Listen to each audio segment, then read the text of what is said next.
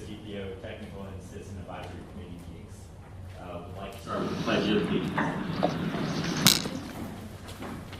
I pledge allegiance to the flag of the United States of America and to the republic for which it stands, one nation, under God, indivisible, with liberty and justice for all. Okay, we Start first with public comment. Anyone wishing to make a comment on an item not on the agenda should fill out a card. Do we have anyone that's filled out a speaker card? Okay. Then we will move on to item number 3, the Executive Director's Report. Jim? All right. Thank you, Mr. Chair. Good morning, everyone. Great to see you. It's been a while, it seems like. There's a few items that I would like to bring to your attention, and I am looking at page 4 of my Executive Director's Report in your agenda package. First, I do want to let everyone know that the TPO will be hosting an annual open house at the Space Coast Realtors Association on June 7th of this year, 5:30 p.m., and that's at 2950 Pineda Plaza in Palm Shores. And the open house will include a formal presentation, but it will also be opportunities for the public to ask questions and give input on our transportation planning process and the transportation improvement program, as well as future project priorities. So you as members, I encourage everyone to attend if you can, but really it is an opportunity for us to hear from the public. Also, I want to give a big kudos to the City of Palm Bay and the City of Cocoa Beach for adopting the Vision Zero resolution. Yeah. And here. And we have a total of 7 cities now that have committed to the goal of 0 injuries and fatalities on our transportation system. So, that is very significant. I know that Kim speaks with the FDOT office, and a lot of folks are really amazed that we have gotten that many cities to sign on, and we're not done. We have 16 cities here in Brevard County, as well as the county, and so we have more work to do. But really, at the end of the day, if we're all pulling in the same direction, that's where we're really going to get that culture shift and make some significant changes. Also, the MPOAC, which is the statewide meeting of the MPOs, the 27 MPOs in Florida, we met on April the 28th at the Florida Turnpike headquarters, and there was definitely a safety theme throughout that meeting. And I also wanted to just mention Melissa Wandell with the National Coalition for Safer Roads, and Kim, our very own Kim Smith, presented on Vision Zero, and they did that together. And it was an excellent presentation. For those of you that have seen Melissa speak about the tragedy that happened when she was 9 months pregnant, many years ago, it was very impactful. And I think that it really showed that the TPO is really committed to Vision Zero, and that we are really putting ourselves out there. It was good for the organization to be in front of the 27 MPOs, but it was also impactful to the staff directors as well as the governing board. So I was very excited and happy about that opportunity. So good job, Kim. Also, awards and accomplishments over the past couple of months. We received an image award for the TPO's website redesign, and I don't think I was able to mention that to everyone in April. But that award came from the Florida Public Relations Association. So Abby was responsible for managing that project. And for those of you that have been to our website, we're very proud of it. And it looks amazing. It's very easy to find documents.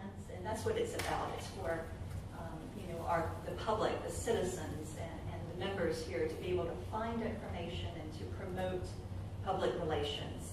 And then Miss Abby also received her accreditation in public relations, which was a 2-part process, a very big deal. And so congratulations to Abby for being public relations. So yes, we're in good hands for sure. And then lastly, on page 5 of your package is a fact sheet for your information. And it is the Florida Department of Transportation, in cooperation with Brightline, officially submitted an application for a RAISE grant. And this is a super regional project. It's for trespass mitigation from Miami-Dade all the way up to Brevard County. And Brightline is currently installing improvements, safety improvements along the crossings, but this is above and beyond what they're already installing. And so this fact sheet goes into detail about the types of improvements, such as fencing, landscaping, dynamic envelopes, just a lot more safety improvements. And hopefully the grant application will be successful. So this is a big USDOT grant. FDOT is contributing $10 million, and Brightline is contributing $10 million for the match. So a very significant project. So we are hopeful. And speaking of Brightline, on March 30th, Commissioner Smith arranged a tour. There was probably 30, 40 folks from Brevard County. It was kind of the Brevard County delegation, so to speak, a lot of the chambers, but he did invite TPO staff. So Laura and I attended that, and we all, rode up to West Palm Beach and got to tour the station and then take the Brightline train down to Fort Lauderdale. And it was such an amazing experience to, one, just be able to ride the train and, experience how unbelievably smooth, and it was just a great experience, but to also see the stations and to see what type of opportunity we may have here in Brevard and what our station would look like. And so it was a very successful tour, and it's my understanding that several of the cities are getting together and they're getting their staff together to go on the same type of tour. So yes, Mr. Chair, that concludes my report. Okay, great. Any questions for Janet? Okay, if not, we will move. Yes. I just a comment on the website, the new website. It's great. It's so much easier to use, so thank you. Really much easier. I have a question in regards to the rail transportation grant that was submitted. Who's going to be reviewing that and approving that, and is there anything else we can do to encourage the passing of that bill? Good question. So this grant is going up to the USDOT. So this is one of the discretionary grants from the infrastructure bill. And there's quite a few of them there. So it's my understanding that the FDOT is the applicant. So FDOT, they have folks walking the halls up in DC, promoting it, talking to folks. I'm sure Brightline will be doing the exact same thing. So I would say that another thing that Brightline did ask is for letters of support. I reached out to various of the local governments here in Brevard County and received a lot of letters of support from the individual councils. And our TPO governing board agreed to submit a letter of support, and that's very important. So, speaking with your legislators, I think, would be important as well. In the Metro Orlando area, along the tracks, there would be a lot of homeless encampments. And then I see a footnote that a lot of fatalities are due to trespassing. And I'm wondering if the two are hand in hand, if Brightline just doesn't want their passengers to see the homeless encampments along the tracks, so they're putting up fences and stuff to keep them out. And if it's that case, are they doing anything to replace them, camping areas for them to go and do their things, or are we just going to have to put up with them in our communities? And I don't expect an answer. I'm just talking out loud. I know that nobody thought about that. That's a reality that's out there. There are a lot of homeless encampments along the tracks. Yeah, I will mention that, a lot of the fatalities that has occurred, there have been folks that have been under the influence. Or, they just think they can beat the train. There's a lot of different things going on there. So I think just trying to discourage folks from, pedestrians from just crossing wherever and try to channel them and do the fencing. But you bring up a very good point that should be considered. And I think probably the individual cities will be challenged with trying to understand what is in their community and how they can help and assist in that process. Well, now that you mentioned drinking, that was one of the big things in the Metro Orlando area. As development got rid of the woods, more and more the homeless people, and a lot of them have alcohol problems, would hit the tracks. But they didn't bother us, and they need someplace to go and do their thing.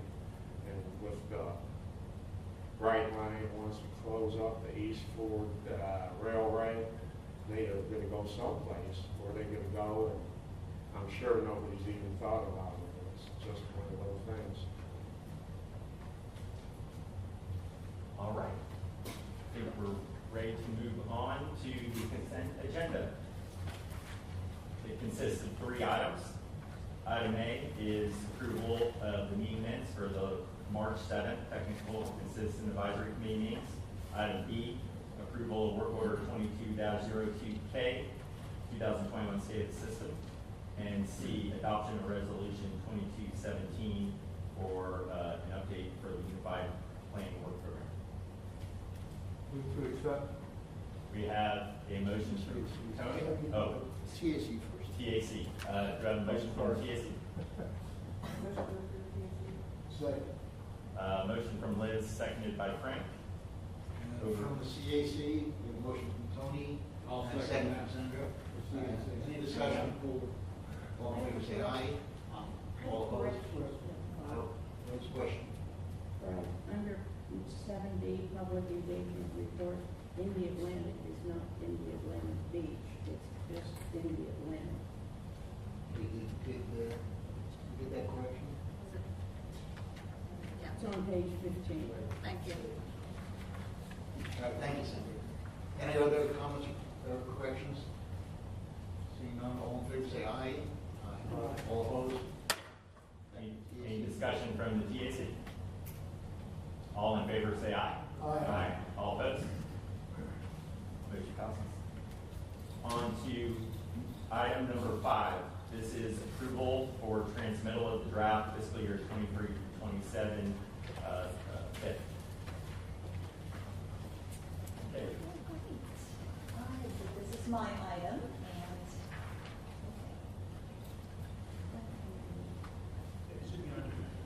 testing.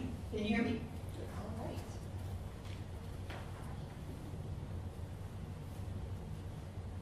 All right, so this is an informational item. The draft Transportation Improvement Program for fiscal year 23 through 27. And this is a 5-year document, and it lists all the projects in the DOT's 5-year work program. This is the funding portion of our mission, to plan a transportation system that enhances quality of life and economic development. So this is putting the projects into the mission. As far as the timeline, just a really quick recap, it starts with our list of priority projects that was approved July of last year, 2021. And then the FDOT takes that list of priority projects and evaluates the funds and the costs. And they do this through the summer and the fall. They're basically trying to match up available state and federal funding, looking at any potential local matching funding, and see how they can put together the funding to move some of our projects forward. And then the FDOT, after they do that, any new funding gets incorporated into the FDOT's draft tentative work program, and that happens January of 2022. And then the FDOT provides the download of the work program to the TPO, and we use that document to develop our draft transportation improvement program. So that's just a really quick process on the timeline. And of course, in July, we bring the draft to you in May, and then in July, you will formally adopt the final tip. After formal adoption, we will begin to operate under that new tip. But prior to the adoption, public involvement is huge. We want to hear from our public. I mentioned the public, the TPO's open house. We're going to be having it at Space Coast Realtors Association.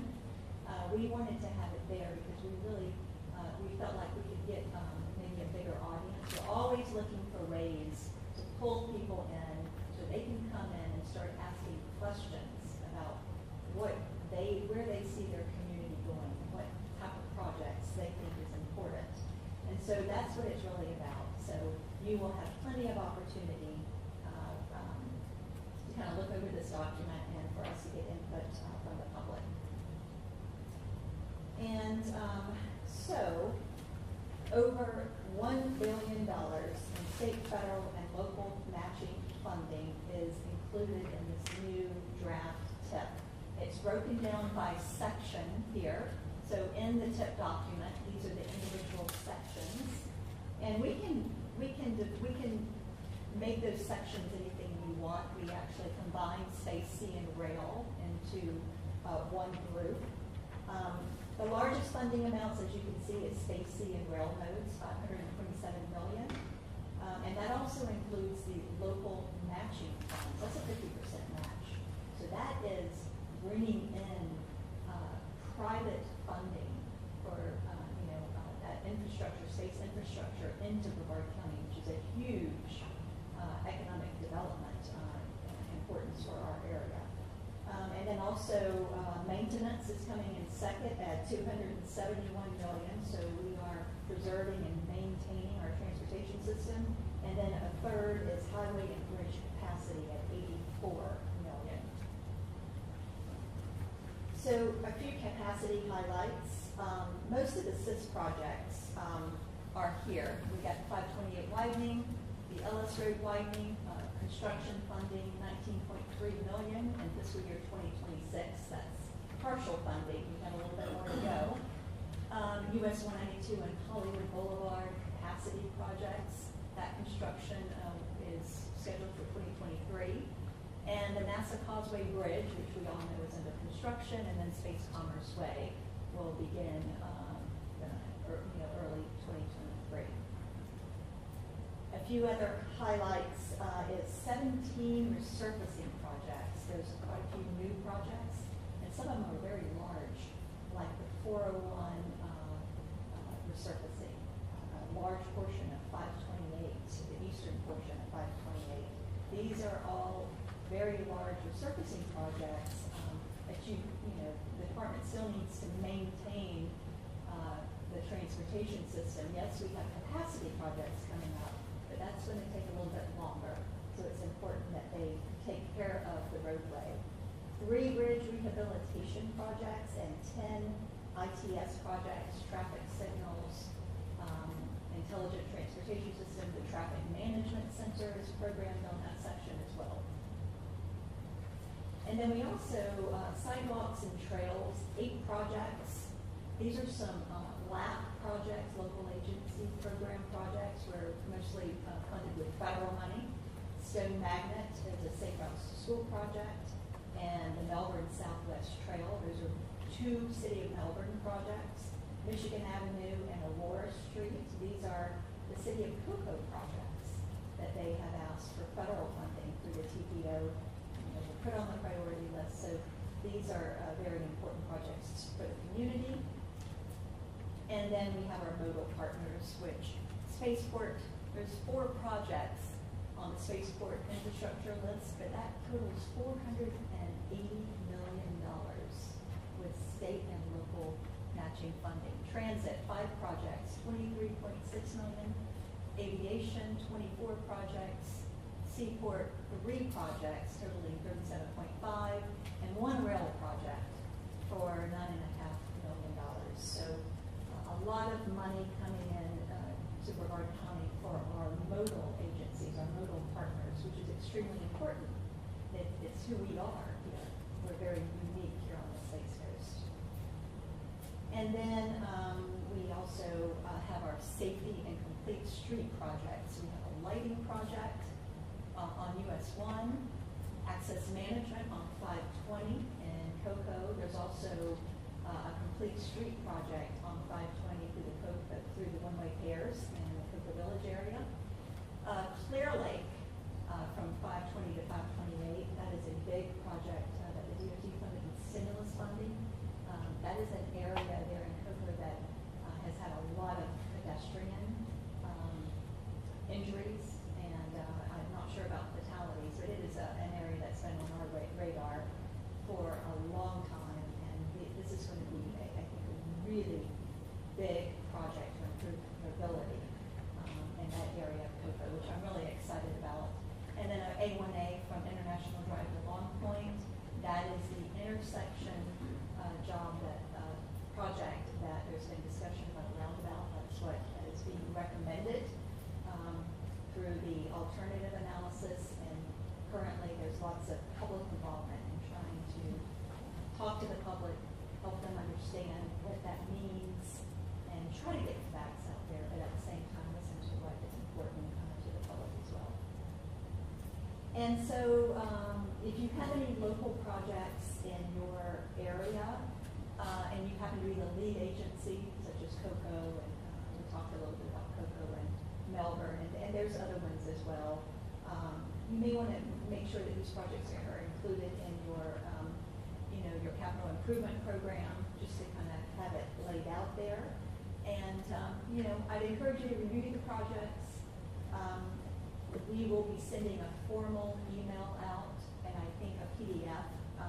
In your agenda package, we have a link to the document, but I will be sending you a formal PDF as well, so you can go in there and look at the different projects. And for the local governments, if you have any local projects that you think are significant, that you're just using local funds on, but you think you would like to include in the tip, we can have a local section. In other words, there's not state and federal money on the project, but it's, I think Federal Highway does encourage local projects be included if it tells a story about, okay, these projects are important for the community, and they would, we would like them included in the tip. We can develop a special section for locally funded projects only. So, and I think it's important for the public to see that we're all working together.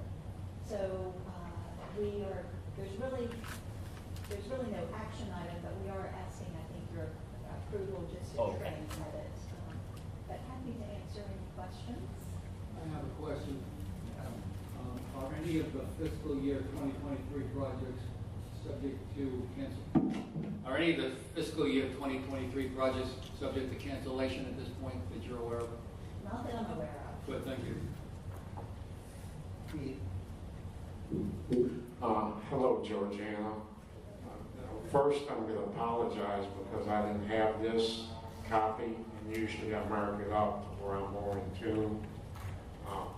So what I recall online is the B line and the trail has moved up from memory from 11 and 12 to 7 and 8. Once again, I don't have anything marked up, so I'm doing this by the seat of my pants. So is funding for the 528 starting to look more realistic? So the funding for 528, currently in the TIF, we only have right-of-way funding for the widening of 528.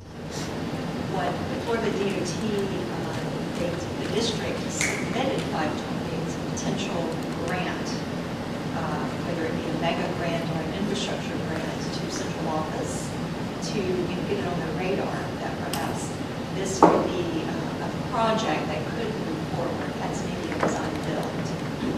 Because as you remember, there's a portion of it where design will be located to potentially make a longer, more elevated span of the commute river. So the department is very much interested in moving that project forward. It could potentially be a build. Right now, there's just no construction money. Everyone has their sights set on it, and I think that it would be a perfect project for one of these large grant opportunities.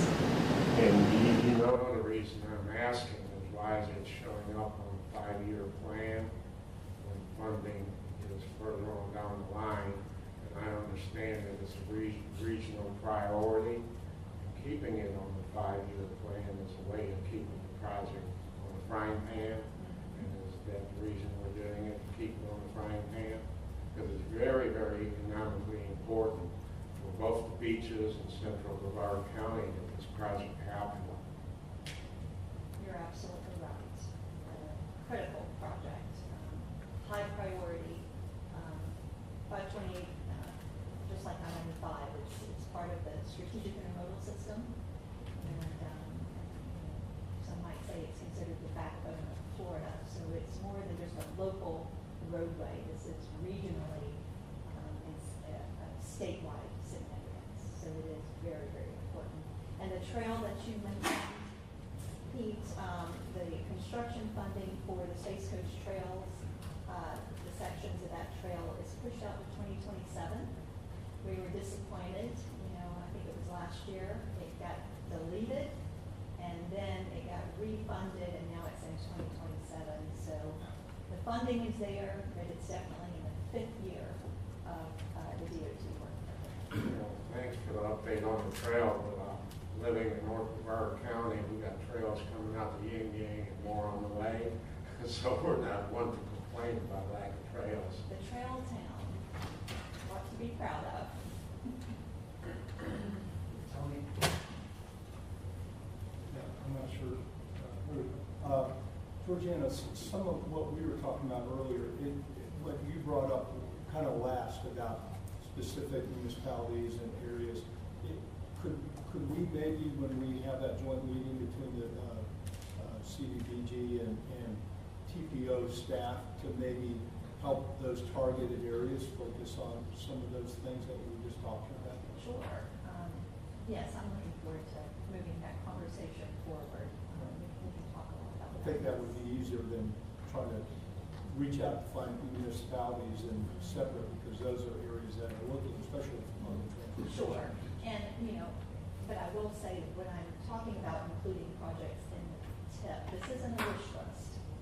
This is real money on real projects that the DOT has the available money, they're committed to it, and so if the locals have projects that they're committed to that are included in their CIPs, we would like to include that into the TIP. The priority list can be more of a wish list. You're just asking for the next phase of the project, or you have a brand new project that you're including on the priority list. I see Clear Lake, for example, is on there, and that's one of those kind of Yes. targeted areas. So Yes.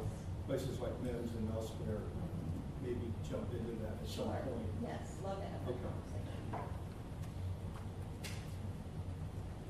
Scott?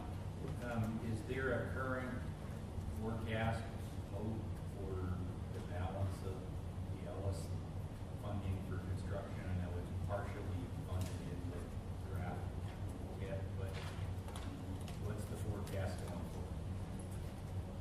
Scott, I'll tell you, I have the conversation with DOT upper management a lot. And we're starting to have the conversation locally too, with the county, the Melbourne Regional Chamber. What can we do? In fact, I had a meeting with central office to talk about whether Ellis would potentially qualify for one of the discretionary grants. The stance that the department is taking to be more competitive, they want to have all the right of way in hand. Now, when you read the criteria for a lot of these large grants, you don't necessarily have to have all the right of way. In fact, you can actually ask for right of way funding. But if you want to be competitive, there's $30 million worth of right of way that needs to be purchased from Ellis, and the department hasn't even started yet. The USDOT consider that high risk. It's a lot to get for over 80+ parcels. And so the thoughts are it probably wouldn't be a good candidate to go through all the work, but the DOT is committed. The last time I talked with them about this, which was, say, maybe just within the past month, they're still awaiting funding from the infrastructure bill in the out years. And so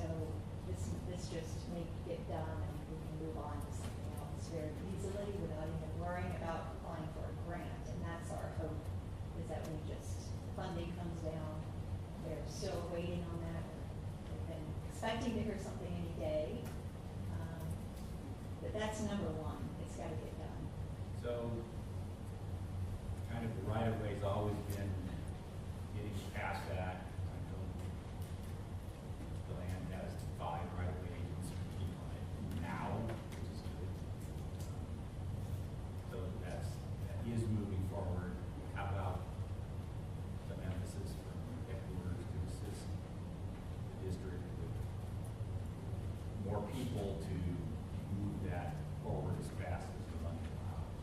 I think, yes.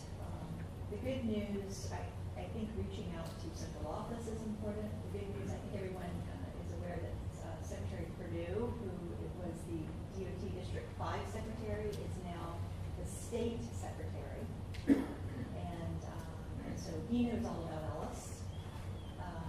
He knows the importance of 528, the 401 bridge, and I think that that's good news for us. And we just need to keep the conversation going. So anything that you can do to spread the word, keep it on the radar for folks. I think it's important. Legislators, it makes a difference. Sometimes the squeaky wheel gets the grease in a positive way, right? Not a negative way.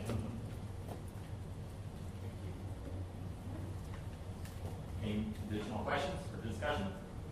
So, Georgiana, no approval, right? Authorize staff to transmit? Yes, just if you will allow us to transmit the document once we finish compiling it, and please take a look at it and offer any comments or feedback. We would all very much appreciate that. And our next meeting is July 11th. Is that where we'll vote? Correct. Okay. Yes, sir. Final adoption. Great, thank you. All right. With that, we will move on to item number 6, which is presentations. I believe we're starting with Sarah for the draft fiscal year 23 through 25 governing board strategic plan.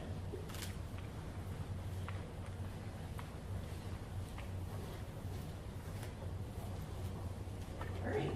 Good morning. I'm Sarah Crawl. I'm the Senior Transportation Planner. I will be presenting the draft 2023 to 2025 governing board strategic plan. This will be going up for adoption in July, so you have kind of a comment period for if you want to provide any input. The microphone Oh, closer, please. I'm sorry. How's that? Is that good? That's much better. Okay. I'm going to just adjust myself so I can keep it close. All right, so for those that have been on the TACCAC for a while now, you might recall that back in July 2019, we adopted our first governing board strategic plan. After going through a process of having the conversation with the TACCAC, our governing board, EPAT, sending out a survey in order to get some more detailed responses. And basically the purpose of the strategic plan was to define the governing board's goals and priorities in order to get us all on the same page, moving in the same direction as far as policies and decisions made within our boards and committees.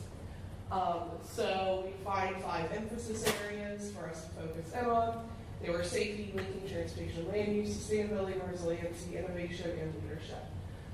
We then were able to incorporate those 5 emphasis areas into our long-range transportation planning goals and the project prioritization methodology, and really have just been able to kind of infuse those 5 emphasis areas in everything that we do. So it was a 3-year plan. It's been 3 years, so it was time to give it an update. We wanted to do something a little bit different this year, and we decided to hold a governing board workshop. So we gave the opportunity on April 7th for our governing board members to spend the day with us. We wanted to create a creative environment, so we brought in a facilitator. So we had an outside staff person to help lead us through activities, do team building, and kind of get your brain thinking in different directions. She did some really great activities that kind of got us all where we were brainstorming and not just thinking of the box. And so we had a great day on April 7th, and we got a lot of great input. And so we were able to take that input and develop the draft. You do have the draft in your agenda package starting on page 42. It looks kind of like this. So you have kind of a summary sheet. It's very bright, colorful, catches your eye. And then for each of the emphasis areas, you have kind of a breakdown sheet. which is also different, is last year we just kind of shoved tons of information, or not last year, last time we shoved tons of information on like a single 11 by 17 versus this is a little more, I feel like, digestible than looking at a million different boxes on one page. So just to kind of go over how we read the summary sheets. The top is the emphasis area, so that's kind of like the key concept. Then you have the goal. Previous accomplishments is what we accomplished in the last 30 years. Actions is essentially what are the activities that we can do to reach our goal. Short term, think 0 to 3 years. Long term, think 4 to 10 years. Obstacles, these were barriers that were specifically identified by our governing board members and partners that participated on the April 7th workshop. Performance measure is basically what did I do? Okay. Performance measure is basically what is something that we can actually measure to show that we made an impact in the emphasis area and reached our goal. And then a short list of resources. Obviously, we can continue to add more and more resources, and it is a living document, so we could. We also updated our mission and vision. So our new mission, or will be when we adopt it in July, is to plan a transportation system that enhances quality of life and economic development by engaging the community. And then our vision is to provide a safe, multimodal, innovative, and resilient transportation system for all. We wanted them to be very short, sweet, succinct, so any one of the team members of the TPO, our governing board, TAC-CAC members, it was something you could memorize and could portray to the public when having the conversations. So I'm just going to briefly go over each of the emphasis areas. Obviously, I'm not going to read the entirety of the strategic plan. I would encourage you to take the time over the next month to do so. But basically, the first emphasis area, which we previously had leadership kind of listed as our last, and we felt like that was the most important one as being governing board members. So we moved it up to the top. And the new goal is to represent and promote the Space Coast TPO. So some priority actions are reporting TPO actions and policies to their councils and boards, and really sharing what they're doing and what we're doing as the TPO out to the community and with their respective boards and councils. Also pursuing development opportunities to become better leaders in transportation in our communities. Some obstacles that were identified was understanding their roles and expectations. We have been working for years on member orientation. We'll continue to strive to make that bigger and better. Lack of funding and flexibility of the funding. And then understanding kind of the roles of the public and the partners. So kind of everyone just knowing what are we all supposed to be doing in order to make this work. And finally, the performance measure is to actually implement the governing board strategic plan. We felt that was important. Oh, okay, here we go. Next one, safety. Implement a safe transportation system for all users. So supporting the implementation of Vision Zero, action plan, all that Kim does. Supporting innovative safety countermeasures. So that's thinking about roundabouts and RFBs, all these things that are scoped that are countermeasures defined by federal highway. Some of the obstacles was the acceptance of those proven safety countermeasures, and kind of the current roadway designs need to be brought up to current standards and thinking more complete streets. The performance measure was to prioritize a safe system approach pilot project on a high entry network corridor. Next one is linking transportation land use. So some of the priority actions was to participate in our 2050 long-range transportation plan. I can't believe we're almost back to the start of developing LRTP again. I feel like we just adopted it, Steve. Explore opportunities to connect transportation hubs and further trans-oriented development, specifically regarding Brightline.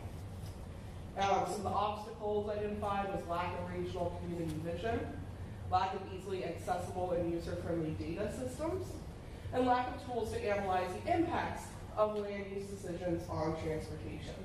So thinking about how those two interconnect and work together.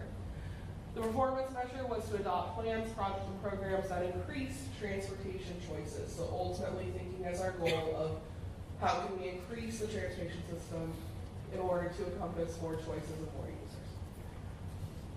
Next one is resiliency and sustainability. Plan for a resilient and sustainable transportation system. So participate and share resiliency and public engagement campaign activities. We are currently in the process of developing 4 transportation resiliency videos. You've seen our ITS videos and our LRTP videos, and we want to move that field into transportation resiliency because it's one of the subjects that we're having barriers communicating to the public about. Keep utility partners and relevant stakeholders conformed on TPO projects and activities. So thinking as all partners and users. Some of the obstacles was, just what I just said, was lack of community knowledge on resiliency and the impacts of the transportation system. We want to change that. Resiliency project implementation funding, which is starting to come down now in the new bill, and the need to retrofit old designs and engineering. The performance measure is adoption of our Transportation Resiliency Master Plan that will be coming to you this fall. And then finally, last but not least, our final emphasis area is technology and data, which is implement technology to enhance reliability of the transportation system. So some of the priority actions are continued funding support of transportation system. Oh my gosh, Steve, help me, I just blanked on TSMO. Transportation System Management and Operations. Encourage municipalities to develop transportation technology and data sharing policies. Hold on 1 second. The mouse is super sensitive. Some of the obstacles is local knowledge and education on innovative strategies and technologies, so really kind of helping our municipalities get up to speed on a lot of new options and technologies out there. Lack of easily accessible and user-friendly data system, ability to plan for the rate of implementation of new technologies, such as electric or connected vehicles, so kind of being in that market rate versus planning rate and how it all works together. And then the performance measure is to launch a data dashboard. So, as I mentioned, we do have a review/comment period. You don't have to give me all your feedback today. You can go home, digest, read it over. Send me any emails by June 3rd, so it's about 3 weeks, to my email address, sarah.com. We are now at sctpo.com. We're no longer brevardfl.gov, so we still get emails there, but move to sarah.com at sctpo.com. So, and then we'll be adopting in July. With that, I'll take any questions. I have a comment. I wanted to thank you for the color coding. I like the idea that you put safety second and Vision Zero up at the top. I think that has had a little bit to do with the acceptance amongst our other communities, and I'm hoping that my district will follow along here soon. Titusville's already set the pace. I'm really proud of them. Please pass that on to Dan Diesel, our current mayor. Thank you.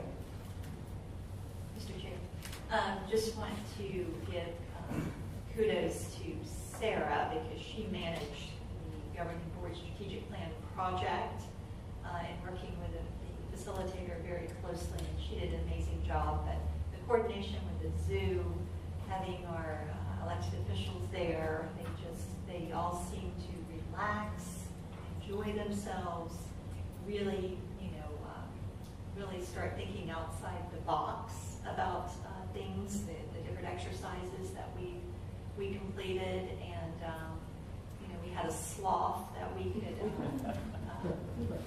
animal encounter, and it was a porcupine. It was some weird breed of porcupine, just beautiful, beautiful animals, and everyone really enjoyed it. So it was a huge success, I would say. Thank you.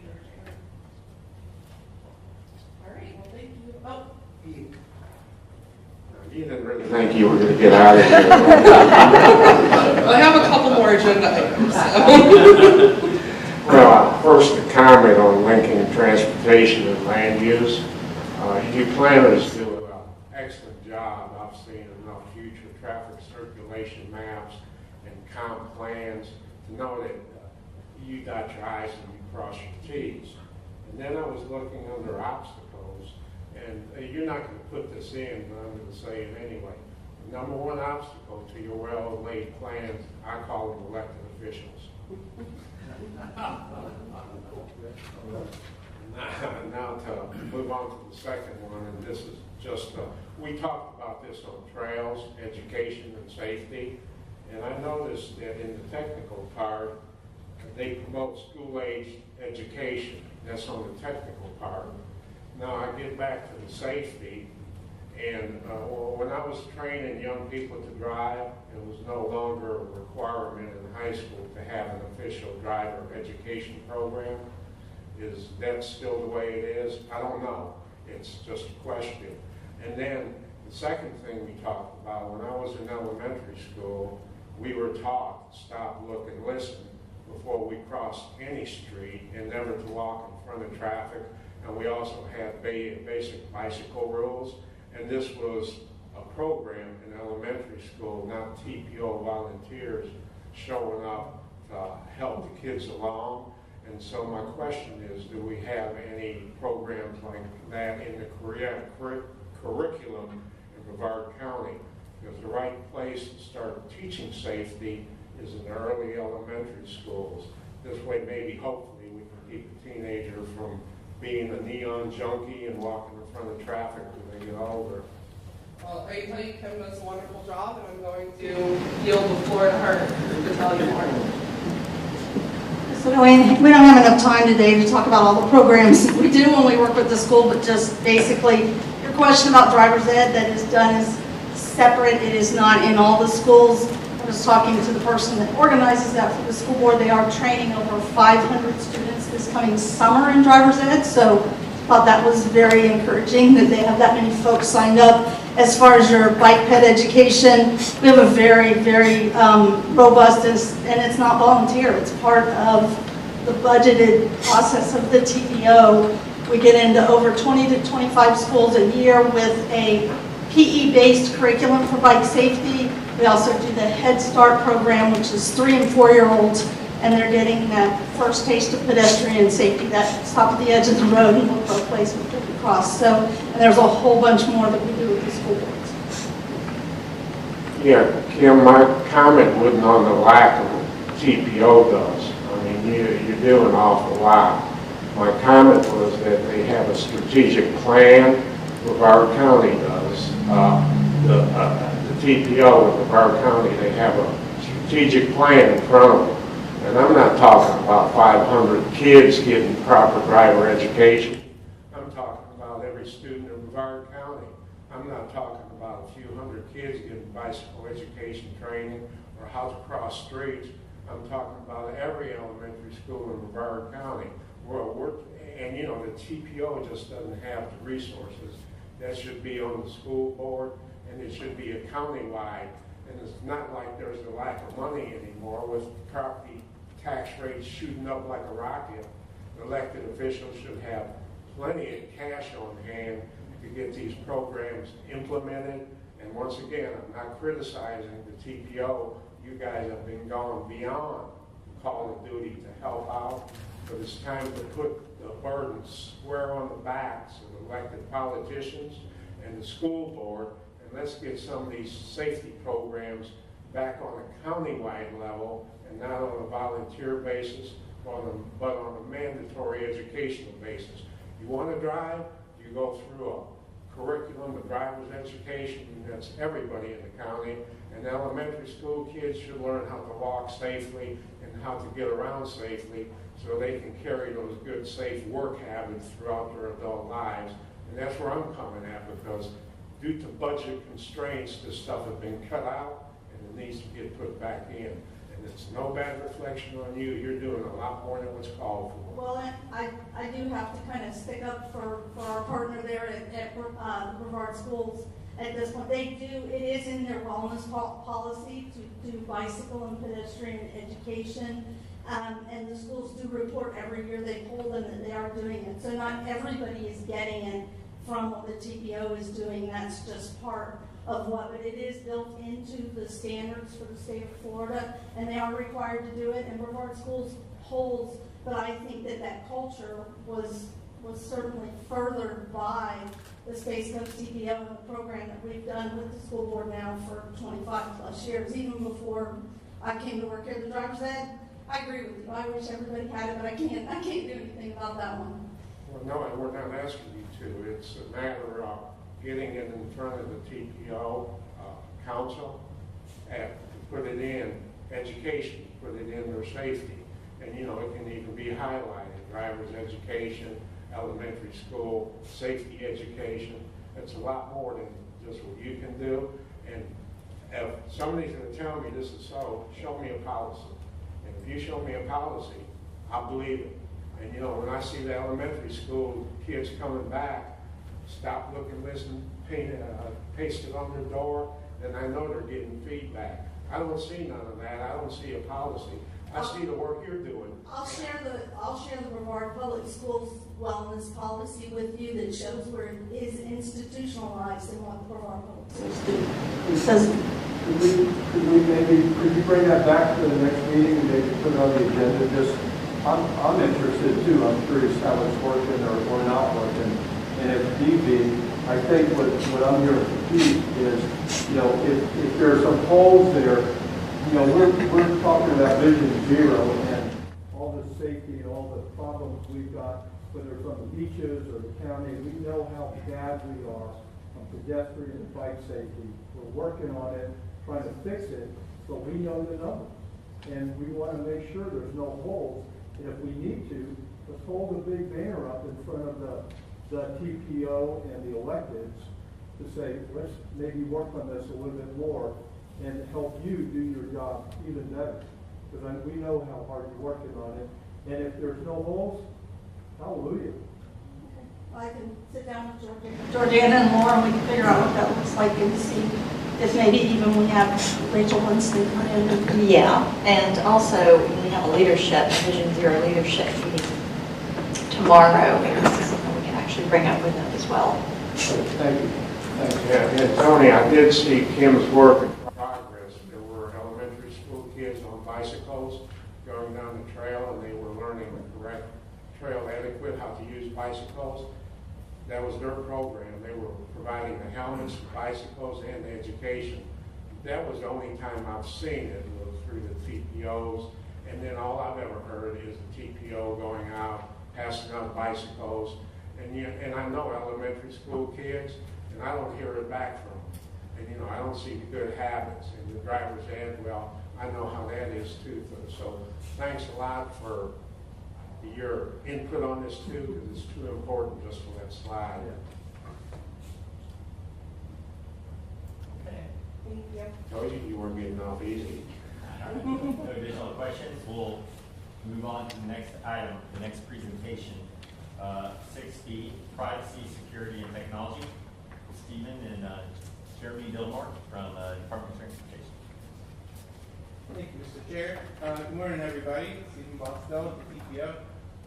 At our Vision Zero Symposium workshop, Mr. Fuskus came up with some great questions and concerns about all of the cool gizmos and gadgets we talk about when we talk ITS and our roadways and how the information is being used. And so we've done a great job of putting together an ITS master plan. I've talked a lot about the different devices out there, but we haven't really talked a lot about how they work and how that data is used, what data is actually collected, where it goes, and how it's kept safe. And so that's what we're going to talk a little bit more about today. And I figured I'd first get us started out by just looking at what the actual definition of privacy is. And so there's a few different ones, and everybody in their mind kind of has a different idea of what privacy means to them. And so it poses some questions on what is reasonable privacy at home, what type of reasonable privacy do you have in public places, and what is reasonable privacy on public devices. And I think we can probably talk all day about these topics, and it's just something to keep in mind as you live in the digital world and kind of keep in control of what you have control over. But we're really going to focus again on how the information on our roadside is being used, just kind of in the interest of time, because there's so much to talk about here. And again, different types of privacy. Again, so we can hone everything in and only talk about what's out there on our roadways. But these are all types of privacy that you individually need to keep in mind in your daily life and things you do online, on your phone, and all of that. There's a lot, and it's actually kind of daunting to keep track of if you go through your phone and look at some of your device permissions, which is that a little bit later. And then definition of security. Again, there's many of them, but we're kind of really going to hone in the presentation on the bottom one.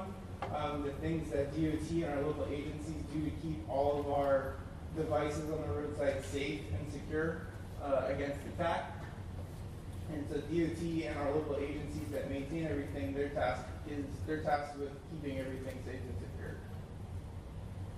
And then technology, there's vast different definitions and ideas of technology, but the one we're focusing on here is that it's really a specialized field in managing traffic, and really with the focus of safety. You guys ended your last discussion on safety of school children and all the different users. Technology is a big piece of all of that, all of our ITS devices, and you'll see throughout the presentation, we're not concerned with knowing who's who on the roads. We just want to see devices and make sure they don't hit each other or people. And so with that, I will hand it over to Mr. Jeremy Gilmore for the Department of Transportation. He is the expert in all of these things and keeping us safe and secure, and making sure that standards are followed and passed through to local agencies if there's new threats, and if there's something new, he tells us what works and what doesn't. And so with that, I will pass it on to Jeremy.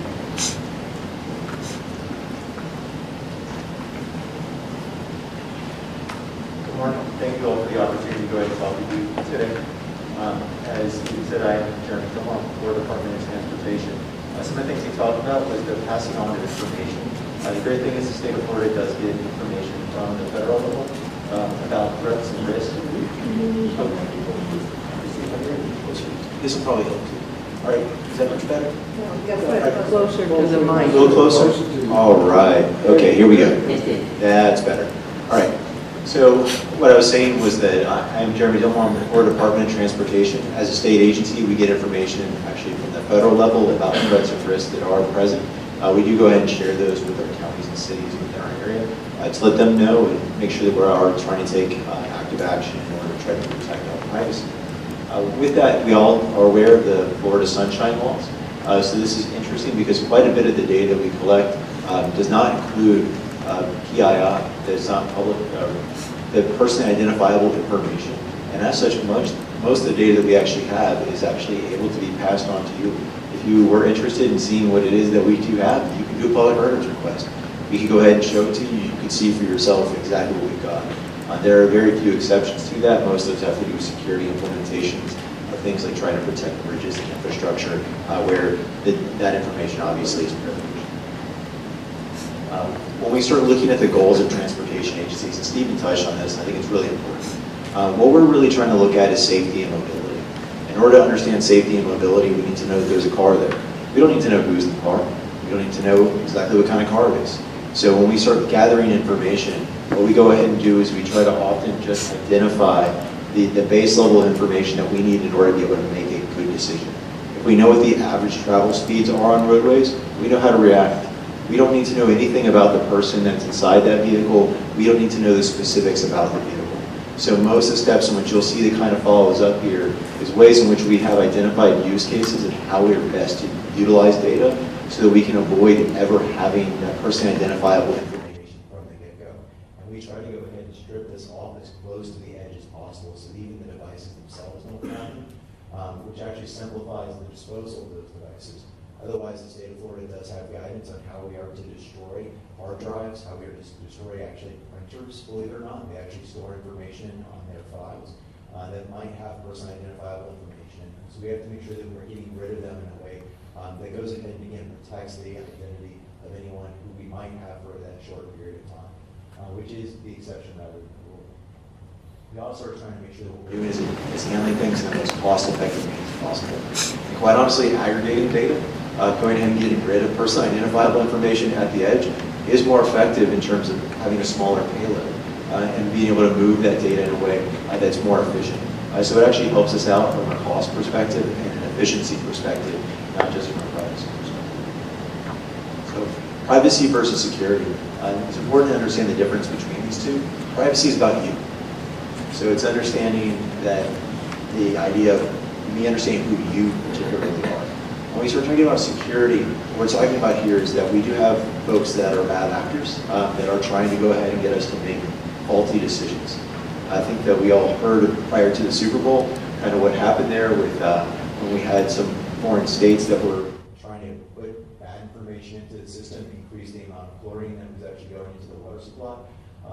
And when we start talking about things from a traffic perspective, one of the things that we're cognizant of is that part of the attacks would be about trying to make our traffic system much less efficient, especially during large-scale events that may be coordinated with other types of activities that would go on that may involve the loss of human life. So that being the case, it's about trying to keep people out of your systems and not putting just personally identifiable information or trying to recover them, but more about trying to put bad data in so you make bad decisions or to take systems offline or to hijack the control of said systems. Now, I'd say the majority of what happens in the security realm from experience has been that what people are actually trying to do is to hijack the systems and try to get money from public sector in order to restore those services. That's the majority of the attacks you see. There are quite a few foreign states that do go ahead and actually try to put things behind our firewall, but the majority of it is people just trying to hijack the system for profit. So understanding some of the equipment that we have that's out there, and what we're trying to do here is be very granular to try to be as transparent with you all as possible. So this is a dynamic message sign. The dynamic message sign itself has no idea of who you are. It just basically receives a message that comes from Central and goes ahead and displays that information out on the edge. So it really is about the control and the display. Now that makes it absolutely meaningless from a privacy perspective, but from a security perspective, it's pretty important. There have actually been some attacks. There was one in South Carolina that ended up happening where they went ahead and got into some of these signs and started displaying messages that were not exactly what the public would want to see from its government. When you look back at them, sometimes you might find those a little bit comical, but certainly these are devices that are high-value targets in terms of being able to display faulty information. Obviously, if someone were to retain control of these and the public were to directly see it, we want to take it down as soon as possible. So when we start looking at it, it's really more of a security issue than that. We run this on a private network in order to go ahead and secure it. The ones that have been compromised in the past have all been on cellular networks that were open to internet connection. So really running on a private network is a best practice, and that's what we do here in the state of Florida. Toll tags. So toll tags are things that do have an account attached to them. Those accounts in a separate database that only resides in a limited set of locations, and that's whoever you have your contract with. So if you have a SunPass, that would be with Florida's Turnpike Enterprise. If you have an ePass, that would be with Florida's Florida Expressway Authority. On a separate air-gapped server, they have information about it. That never comes to us. That never goes anywhere outside of that body. They go ahead and have to follow it that way. It's something called a commercial card industry standard or PCI standard. So when you start looking at it, what you can do is get a unique identifier. And if you had access to that database, which they guard like crazy, then at that point in time, you would be able to link it to an individual person. So when we start looking at toll tags, we used to use those. We don't use them anymore. Those aren't used anywhere anymore, and it has nothing to do with privacy, but it has to do a lot with its cost. These systems cost about $25,000 a person. There's a replacement device that costs about $1,000 per each install. And you can save 25 times the cost by changing the technology, and you don't have that security information, immediately go ahead and do it. When we start looking at the security side of things, the encryption on this is something that happens again, it's on a private network. There is encryption that happens at the edge, And part of that step when it was going to us back in the day when we got it was it would go ahead and immediately remove 2 digits. When I remove 2 digits, that means I don't know who you are within 100 people. Now that's a little bit of privacy in addition to security, but that overall is what used to be in place. Again, the biggest thing here to talk about is Bluetooth readers. All right. How many folks know their IP address at their house? Any of their devices? Okay, 1, and that's about normal for a group this size. And when we start then going back and saying how many folks have ever looked up the MAC address on any device they've ever had? Usually about the same number. So for those that don't know what this is, an IP address can be dynamically assigned to you. I say can be, it doesn't have to be. You can get a statically assigned. There's an additional fee for that once we go through it. But a MAC address is machine addressable code. It's actually printed onto your device that interacts with the network. It comes from the factory. The first set of numbers identify who manufactured it. The second set of numbers is a unique identifier for that particular device. So again, this is something that identifies a unique object, but it does not have traceability to a unique person. So MAC addresses are very much like we just talked about with toll tags. When you go ahead and have your smartphone, and you hold that up, that has a MAC address on it. In fact, it probably has 2, one for a Bluetooth device and one for your Wi-Fi system on your phone. When you go ahead and have those turned on, they are actively broadcasting that MAC address. And that's almost true. That's mostly true. There are some steps that it goes through. But with that being the case, there's actually some new technology that goes out there and tries to roll those addresses a little bit in order to try to obscure and to have a little bit more security. That having been said, this is something that we do pull the information from. This is the less expensive device. And what it does is it pulls that information from that location, gives a unique identification of that object, and then it re-sees that object later. Now when you go ahead and end up running on the roadside, if you're sitting in a car with 5 other people, we don't know the difference between there being 5 cars and there being 5 people that happen to be in a car, or if you're a person that has multiple devices on you. We don't know the difference between one person with multiple devices and multiple devices, or multiple people that each have one individual device. We just follow the devices. And what we understand is if we see a device here, and we see a device someplace else, what the travel time appears to be. What we end up doing is this is all collected by a third party. This is actually done by a company for us. They send it up to a server up in Chicago, and then we only get back the matched travel times. So we never have this MAC address within our system. Now, I explained it a little bit, but I'm going to try to get this video that probably does a better job than I did, gives you a visual depiction of how these things work and why we use them. So you see it coming in as a timestamp, you see it keeps going and it needs another timestamp.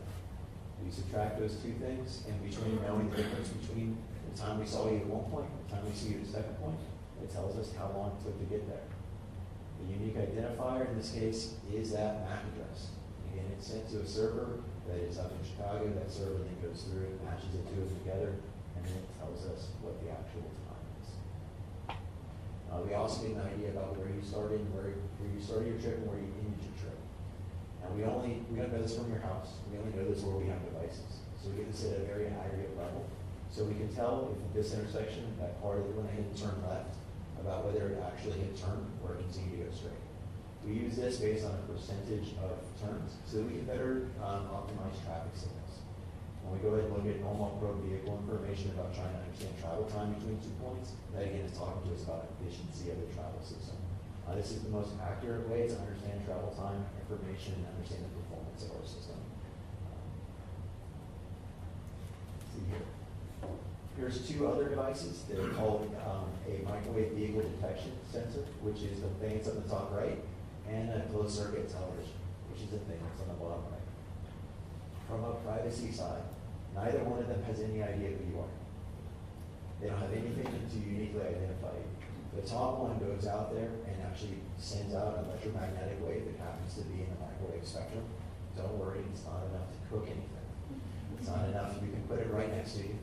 When I say you can, I have actually done it. We actually have kids that come to take your child to work day, and we actually have one of these sensors that's out there, and the kids can go up there and they can touch it. Perfectly safe, it does not actually end up inducing heat. It doesn't shake enough molecules for that. It sends out just enough to bounce off an object and come back. When it does, it uses the Doppler effect to understand how fast that object is moving and how long it occupies a certain area of space. So we use this in order to be able to determine how fast cars are moving at a particular point. Very different than travel time, but we can extend it in order to understand travel time. The other thing that the camera does is we can use the camera in order to, when we see that there appears to be a slowdown on something like an interstate, we start seeing traffic that on I-95 should be going 70 miles an hour. Hopefully that's the speed they're going, hopefully they're not going 80. We can go ahead and see that they're now going 25. When that happens, what we then do is we take that camera and we turn and try to find out why that's happening. When we look at cameras, people think we can see the entire universe. We have about 1,000 cameras that we connect to. And when you start looking at this room, in order for the group to go ahead and pick up the different views that we would like to have, see how many cameras are sitting here in this facility. Now, look how small the space this is. We're trying to cover hundreds of miles of roadway. We're looking through the same idea, the same focal point, the same lens that we're trying to go ahead and be able to look at the world with. It is very limited in what we see. We have folks that have worked in our TMC for around 15 years. I think he's the longest tenured person. And all that time I asked him how many crashes he had actually seen on camera. Keep in mind, we're at a building that has 50 to 60 different feeds that are up all the time, 24 hours a day. Told me he'd seen one crash happen in real time in his entire life. 15 years. We don't see stuff through cameras. We confirm things through cameras. It's the most common misconception about what actually happens at a TMC. When we start looking at these, trying to get access to them, we actually have that data on the camera that's actively being streamed to 511 almost all the time. The only time that changes is when we get a call from the Secret Service and we get asked to go ahead and take down those camera feeds. At that point in time, we disable them. But if you want to see what we've got, go on 501 or FL501.com. You can take a look for yourself.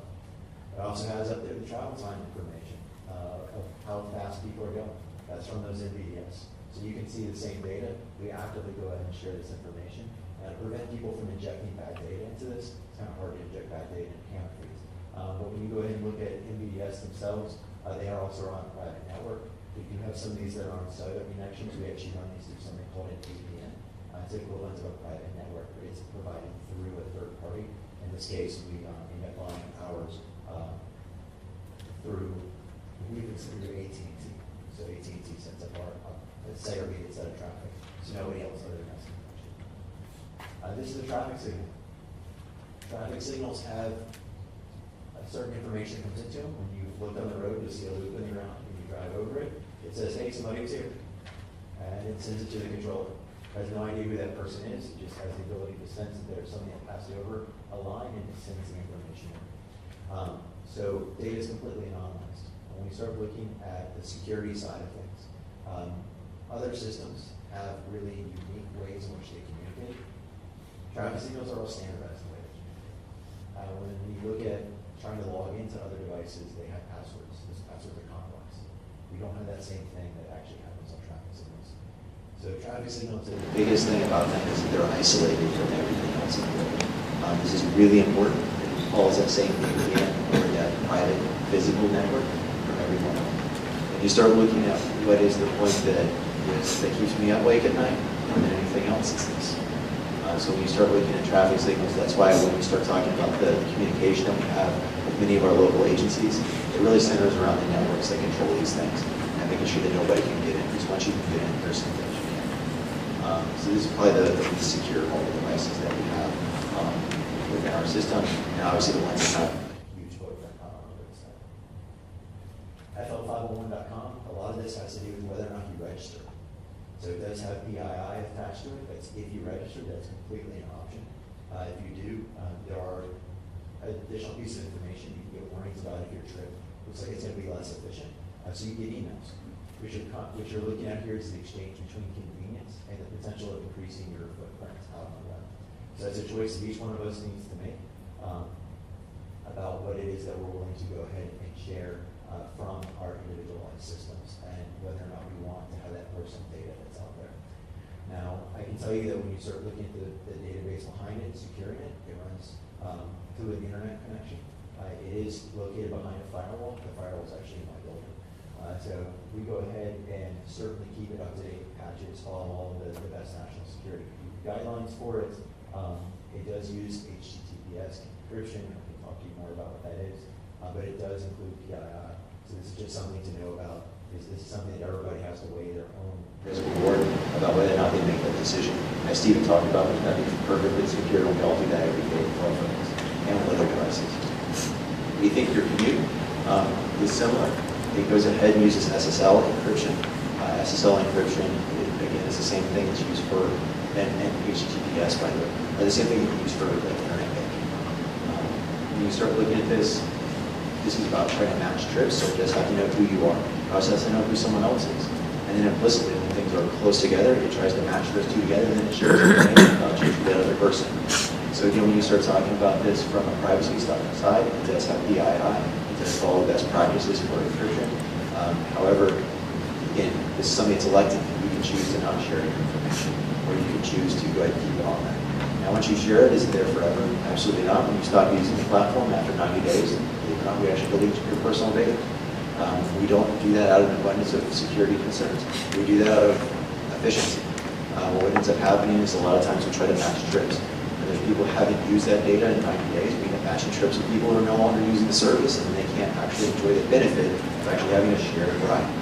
So it's more of the trying to fulfill the functions of the platform, but every 90 days to go through basically delete the stale users that are in the system.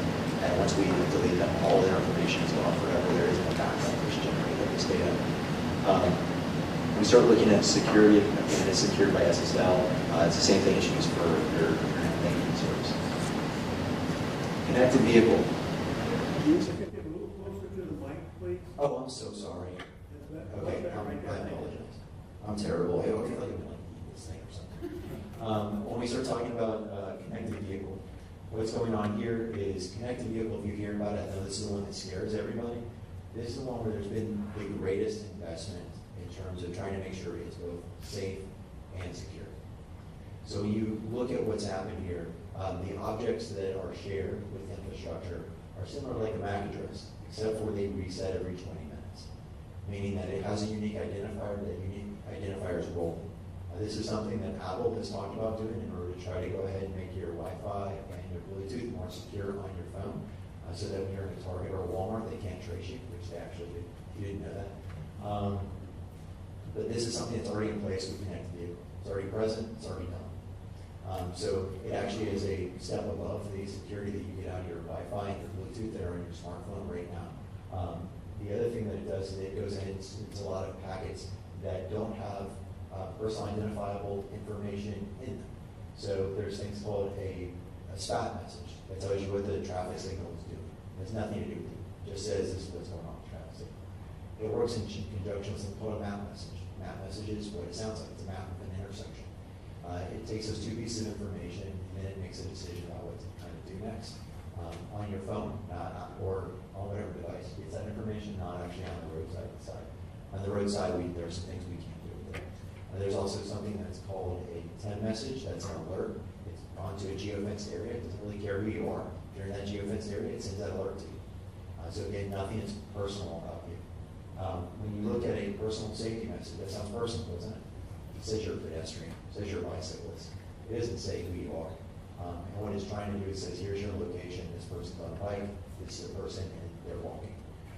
Obviously, you put different warnings and different types of messages to those users than when someone is driving a car within a geofenced area. So that's all it refers to. But overall, these types of information, again, they're relatively mundane. As we actually pull them and give them to researchers, they say, yeah, but where's the more detailed information? I'm like, no, guys, this really is it. Again, if you'd like to see this information, you have some of it on our servers. You can always do a product parameters request, and we'll go ahead and send them over to you. Be happy to do it. You can send it directly to me, and I'll give the information to you. So why do we care about doing this? When we start talking about connected vehicle, especially, again, it's the one that worries people the most. It's one of the ones that actually worries me the least. If you look at this, this is about the safety implications. This has the potential to be the biggest safety impact of any of the things I've mentioned to you. We can talk about things being a little bit more efficient, giving alternative routes to go ahead and get to work, But when we start talking about connected vehicles, this can save an awful lot of people's lives. When we start looking at the impact on it, there's been some estimates as high as 74% of all crashes could actually go away by people receiving these alerts and responding the way that we think that they will. Keyword here is that we think that they will. There's actually a great deal of variety in terms of how efficiently people will react to these messages. And until we get the technology fully here, we really won't know. So this is in its infancy. We're waiting for the car manufacturers to roll this out in their vehicles for us to start seeing the benefits and see how people react to messages, and then to work with those manufacturers to improve the message. So when we start talking about what it actually talks to on the roadside, that's what is actually these different types of units. I think I went through most of this information. The only thing I didn't talk about was the security side. So we'll talk about the privacy side. On the security side, what you're dealing with here is it uses private key encryption. So private key encryption is just like what we heard with SSL. The difference between them is rather than having Google, Facebook, Amazon, who are the keepers, the keys to this kingdom, to go ahead and say this is the official person, there's actually a one registered security company, which means there's fewer people that even have the background that can be hacked in order to basically unfoil the entire system the way that it runs now. So there's actually fewer cooks in the kitchen, which from a security standpoint also means it's a little bit more secure than what you currently have for how you get into that internet banking. And now we start getting into computer vision. This is the thing that's kind of emerging. There's plenty of videos on this. From a privacy standpoint, that to talk about here has to do with what, again, data we're collecting. There's two types of computer vision that go on. They're the ones that we use, and then there's ones that actually go on for marketing companies.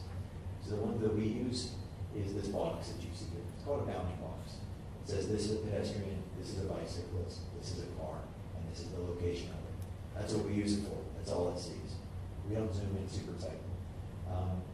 You guys have seen Minority Report? Anyone seen that movie back in the day? Yeah.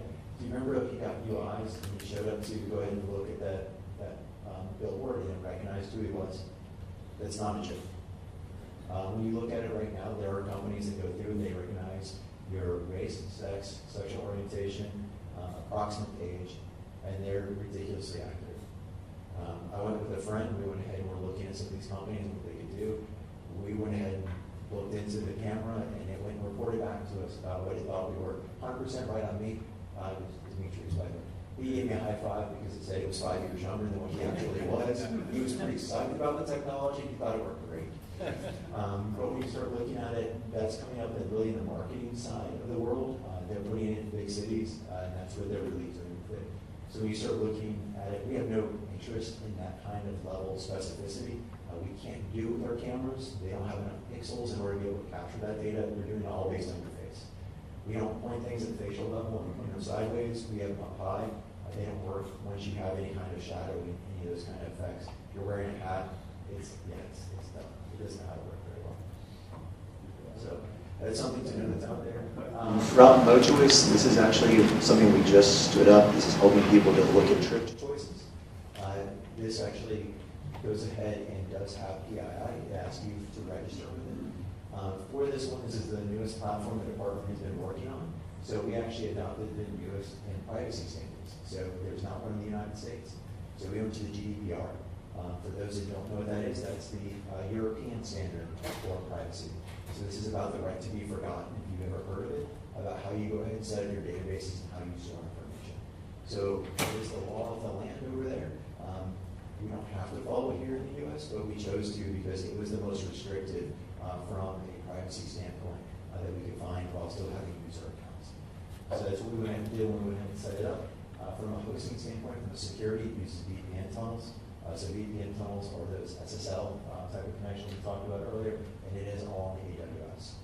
So there is some risk with it being on a cloud-hosted system. Amazon's a pretty big company, has a pretty big set of risks. If people are getting into their servers, them getting into our data, they'll get into a lot of other data too. And I'll tell you, ours is probably one of the least secure. AWS is used by the National Security Administration, as well as is used by most of the defense industry in the United States. So we felt pretty good. They would probably have done their due diligence in terms of looking at that platform in terms of use. So that's why we didn't take it across.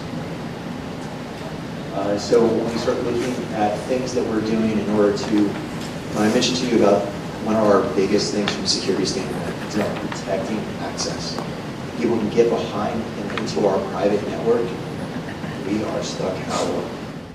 That is the biggest thing, especially those traffic signals. Everything else we talked about, there's additional layers of security on top of it, except for those traffic signals. So that's when we've gone ahead and talked about the first line, which is cyber keys are good, or other types of locks are good, but it's not using number 2 key. You guys don't know what a number 2 key is? It is the national standard for how people go ahead and secure physical access to a traffic signal. If you want to go ahead and break into 90% of the traffic signals in the United States, go on eBay, look up a number 2 key, go ahead and buy it, and congratulations, you just got physical access to everything. That's the way the majority of the system in the US is set up. We have encouraged people to never, ever, ever, ever use one because of that. Again, it's $5. You can go buy it today on eBay. We don't use them in Brevard. Correct. Very few. Most of the state of Florida use them. We hardly use any of them in District 5. We've been putting this message out there for about 7 or 8 years. Thank goodness everyone's moved away from it. So it's been a really great thing. We appreciate folks for that. The other thing that we've looked at is, and this is also has been broadly adopted here, was the very basics of IT security. Put a firewall in place. That way if somebody else gets compromised, you don't. So this is about tall fences making good neighbors. We can all stay inside of our yard and make sure our yard is protected as possible. And we can allow someone to get into ours and then it's everybody else's. That does not make for a good situation. The other thing we looked at is within those devices, you need to set them up correctly. And what we've realized is that that's a big gap. So everyone's invested in the infrastructure. So in our last operations contract, some of the things we've been talking to our local agencies about with the renewal of our traffic signal maintenance and compensation agreements is about us making IT resources available.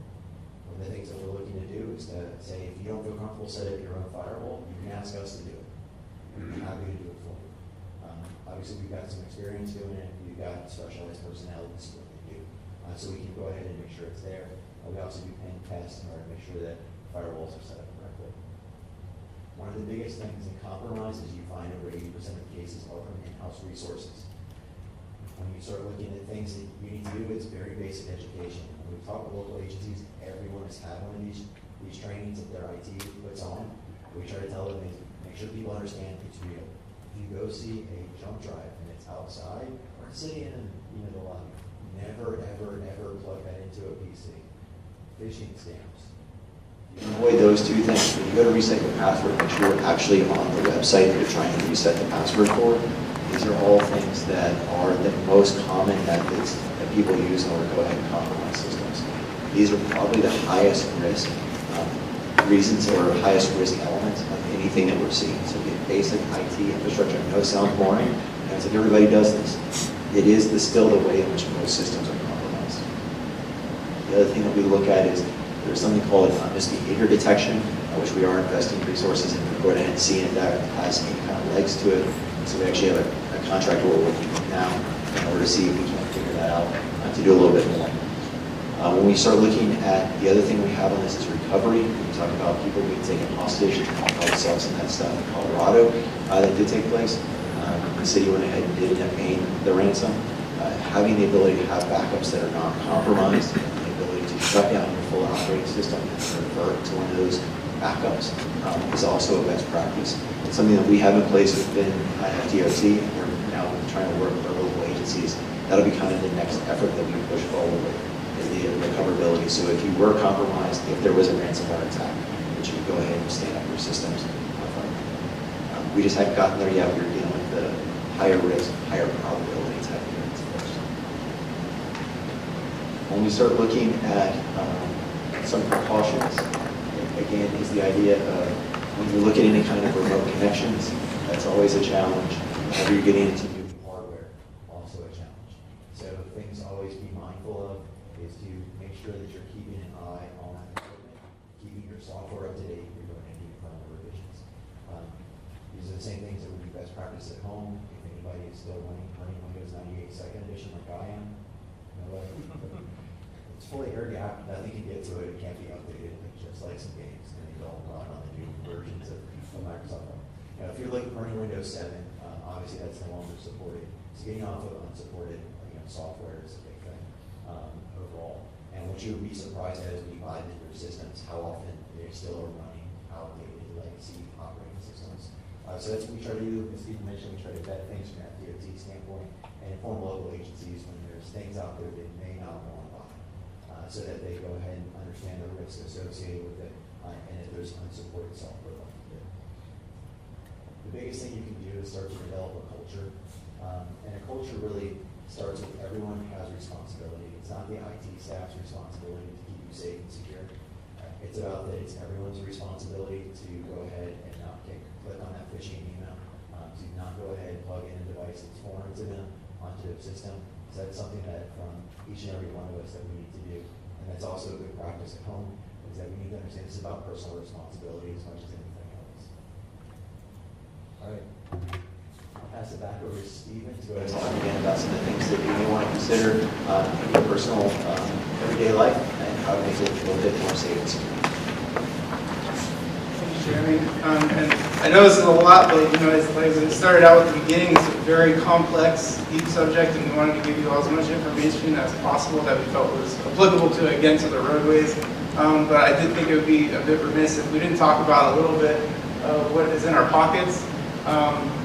We all depend on phones, I'm sure of some sort, for our day-to-day lives. Is there anybody in here who does not have a smartphone? Okay, so you don't have one? I'm thinking about joining that at some point. But now we're not going to know where you're at in that intersection. But you look both ways, so we're good. I wanted to track you. But there are a lot of apps and everything that we all have become dependent on in our day-to-day life. Again, Jeremy mentioned you kind of making that exchange of making your footprint bigger on the internet for a convenience of some kind. And so there's apps of hundreds and hundreds, probably thousands of different apps now, maybe even millions at some point.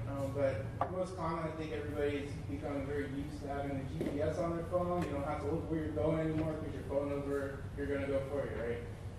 But I like to see where it's going to take me first, and sometimes I disagree with it.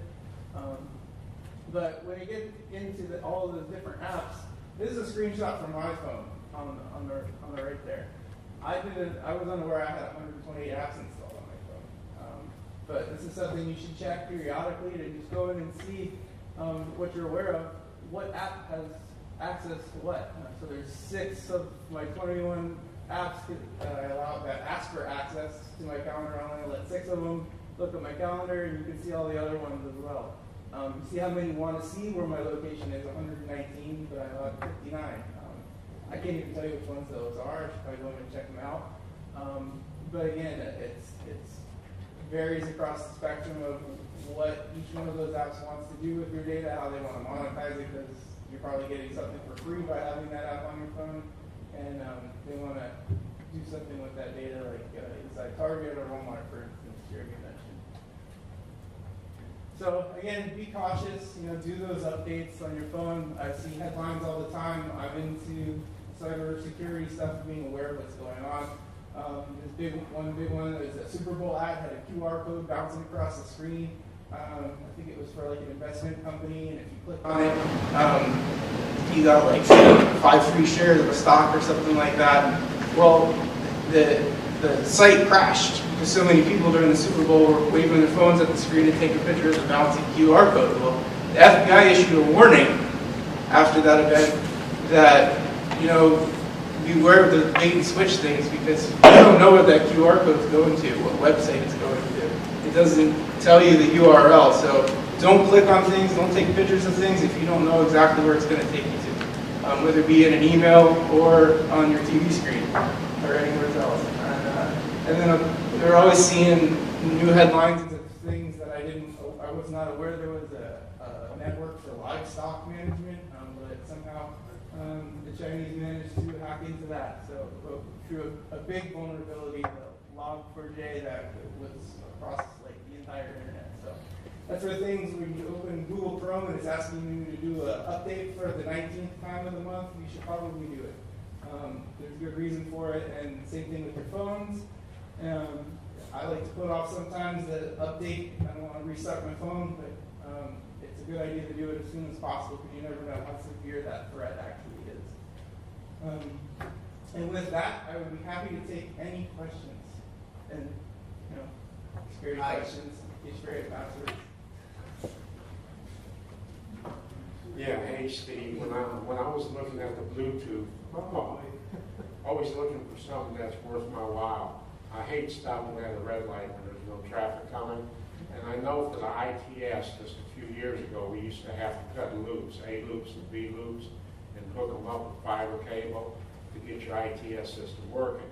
Now I see a Bluetooth counter, and it can pick up people's cell phones. So I don't see any need to cut into the road anymore and install the loops. I don't see any need for all this fiber, and I'm looking at your ITS system can be done at maybe 1/10 the cost and can be implemented 5 times as fast. Is there any truth to my thinking, or is my imagination going nuts? I'll go ahead and answer that. So when you look at the percent of recognition on Bluetooth devices, you're usually around 11 to 14% of vehicles. When we start looking at an approach to an intersection, you're trying to use that to actuate that signal. The idea that we only see 1 out of every 10 cars. If you were on a side street and there weren't very many cars there, you could be really upset at us about not going ahead and swinging the green tide over in that direction. You're sitting there waiting for somebody with Bluetooth to show up. So when you look at how detailed it is, it provides good information. It's really great for travel time and origin and destination. We're saying someone has arrived at a particular point. It's not the best technology. It's also not very directional. So if we were to have a sensor that's sitting right in the intersection, it says, I can see someone that's at about 350 feet of a radius. They won't be able to tell you if that person's to the west, to the east, to the north, or to the south. So I know someone's waiting in an intersection, but I wouldn't know which approach they're on. And that's pretty important for us to be able to change the signal time in order to accommodate it. So it's part of the mix, right? It gives us a part of the puzzle, but it doesn't replace the loops in the ground. What it does is that the computer vision, it does a pretty good job of replacing loops in the ground.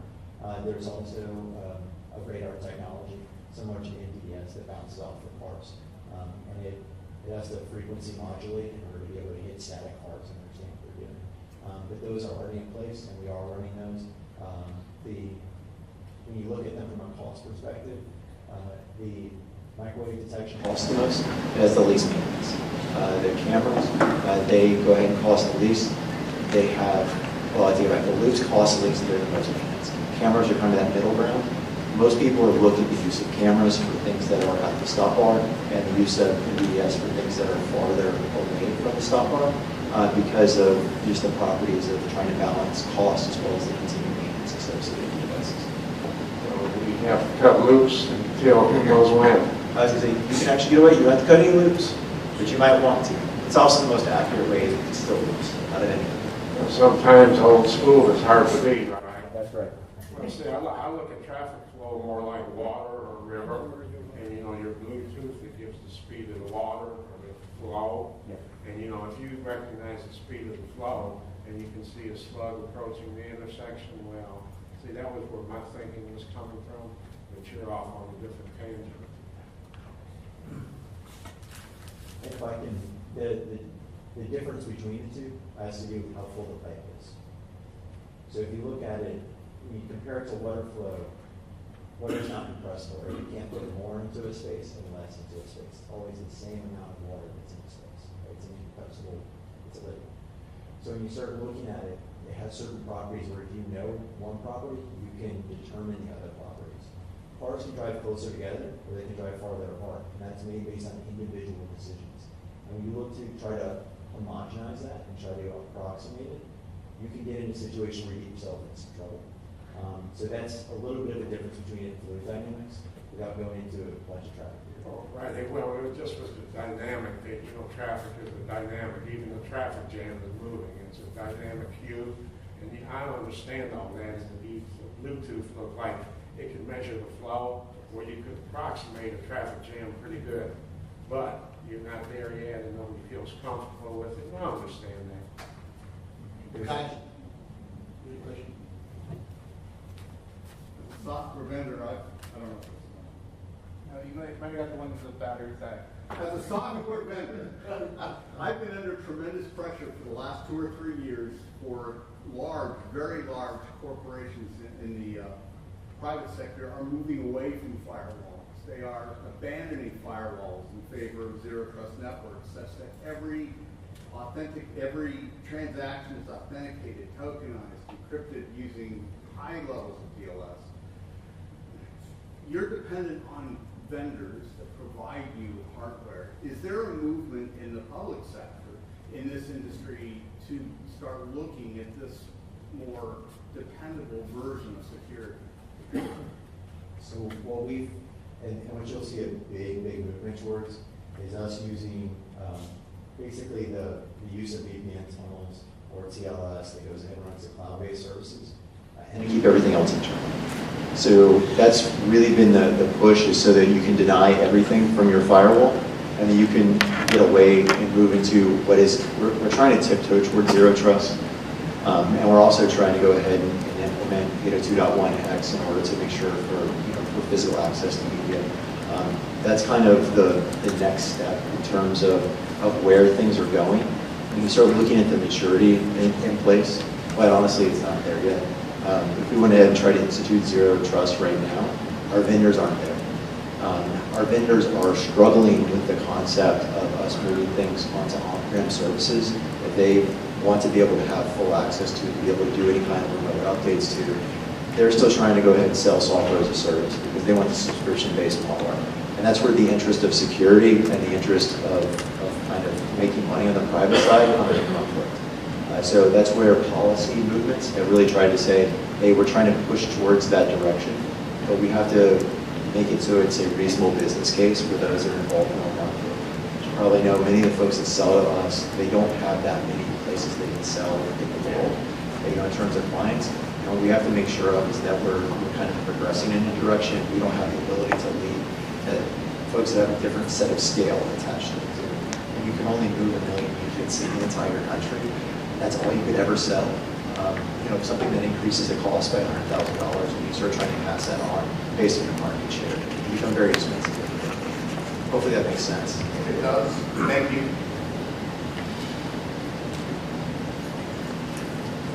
Anybody else? Can you hear me? Yes, sir. First of all, I would like to thank you for putting together this presentation. For me, it's a good basis for me to start researching. But you've already doubled my information. This whole thing reminds me of a Russian proverb. A man is walking down the street, and he's met by this dog. This dog is snarling, growling, just showing its teeth. And a lady in the apartment above sticks her head out the window and says to the guy, "Don't worry about that dog, he doesn't bite." And the man says, "You know it, and I know it, but does the dog know it?" And that is what my understanding of all of this VPNs. I have a good friend who's a senior applications engineer. And he says, they're good, they're great. If you have a good source and a good provider, and they're in the right country, you have a great deal of safety except for your own government. Okay? So it just seems to me that this technology is developing so fast. I mean, the FBI, I think it was the FBI, contracted with one of the mobile phone manufacturers and tapped into the security so that they were able to, for example, I'm with an Android Moto. They were able to, if they wanted to now, and they were going to use it for protesters, political protesters, to go online and see where the location of the protest and identify the phones and the owners of the phones that were there in order for them to research. So, you know, I think this is all great, but I'm really scared of Big Brother here. Yeah, well, so they don't know where Pete is. In any event, Not true, I'm on camera. so I really do appreciate you putting this together, and it's going to be a lot of fun for me to. Like I said, when I sat down and tried to put some of this together and figure out what made sense, I went down a lot of rabbit holes myself, and I figured the best thing we could do is focus on what we can control as an organization and what the department controls, and so I hope all comments be beneficial. Yeah, well, I drive with my cell phone, and you know, at least the FBI knows where I am. So just when you go ahead and look up VPNs, if you go ahead and do any research on it, keep in mind what they do is they make a connection from point A to point B. If you look at a personal one, you're connecting from your device to a server that a whole bunch of other people do. So you get obscurity based upon that you're aggregated with others and swimming with a school of fish. So you don't know anything about the individual. What we use a VPN for is to basically connect from our secure environment to a place on like Azure cloud or an AWS cloud. So we're not going to another government, we're not going to another place, we're going to a cloud hosted provider. So we know who's on each side of the VPN, which is a little bit different than when you like get one through your smartphone and are trying to obscure the traffic and what you're doing. So just understand it's a little bit different. It's the same technology, it's just used in a different way. But you're absolutely right. And the more that you live in this world, the more that you realize that no one's going to be perfect. There's always going to be risk. The question is the risk worth the reward? Is the benefit that you go ahead and get out of taking that next step worth it? And the idea that we'd be willing to go ahead and look into those details as they apply to our domain and provide an opinion on that, I think is extremely valuable. Stephen and I do the best that we can of trying to go ahead and balance those risks based upon the knowledge that we've got. But certainly the more people that are knowledgeable on this subject and who can best represent the public, I think that's in the interest of everyone. So very much encourage you to do so. If there's anything I can do to help provide any kind of resources, I'd be happy to do. The risk-reward ratio you just mentioned, I think it's 2x. All right, thank you for that presentation. Looks like we have 2 more presentations and board reports, so we'll keep moving along here. Next is 6C, Road Ranger Report. I got to come up here and talk about my other job. So, still Jeremy Gilmore, DSMO Program Engineer for District 5 FDOT. As part of that, we go ahead and work with our road rangers. These are the folks that are out on the roadside that were originally referred to as highway helpers back in 1998. We had a name change, as you see, back in 2001. And we've gone ahead and been able to assist a lot of motorists. A lot of things we deal with is changing flat tires, going ahead and giving some gas. Mostly just trying to get people off the roadside into a safer condition. By doing that, we improve traffic flow overall as a whole in order to try to make things a little bit safer on that roadside. How do we do that? The biggest thing is this top statistic that people talk about is the risk of secondary crashes. When something's happened on the roadside, we've got someone that's blocking a lane, someone that's on the shoulder, the risk of someone else being involved in a crash goes up. So if we can get people off that shoulder, if we can go ahead and get that lane back open again, then what we're doing is we're making the situation safer for everybody, especially for our first responders. Any crash that we go ahead and don't have to work, it's just one more time that they don't have to be out there with cars going 70 miles an hour over the side. So when we start looking at this, you see some of the unfortunate statistics about incidents involving our first responders. And certainly that's one of the things that we look at most closely. When we look at the success of this program, it's about, again, getting roads back open again, not so people can drive faster, but so that we can go ahead and stop that next crash from happening, so that our emergency responders aren't harm's way out there on the roadside. When you start looking at the benefit associated with it, there is a travel time benefit. We do reduce the consumption of gas as a result. When you start looking at the impact that's estimated locally as a result of these investments, you can see them down there below. It is a huge number. It's one of the most impactful things that we do overall as the Department of Transportation, and this one is not a balance.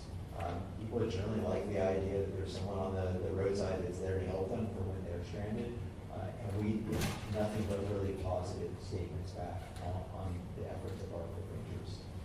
When we look at, we're contributing something called our open roads policy. This is basically what we're trying to really look at, trying to make sure that our average incident, that we go ahead and try to push down that expected amount of time to get the road back open again. This doesn't mean the crash is completely clear. This doesn't mean the congestion has gone away. But this means that all the lanes of the roadway are back open, but a shoulder may still be blocked. We're trying to get that under 90 minutes. The good news is here in District 5, our number is actually closer to about 60 minutes. So internally, we've adjusted that parameter where we've changed the statewide policy of 90 minutes down to 60 minutes for our area. We're trying to keep pushing that down farther and farther, getting into newer technologies overall. Here's a video for you to go ahead and see.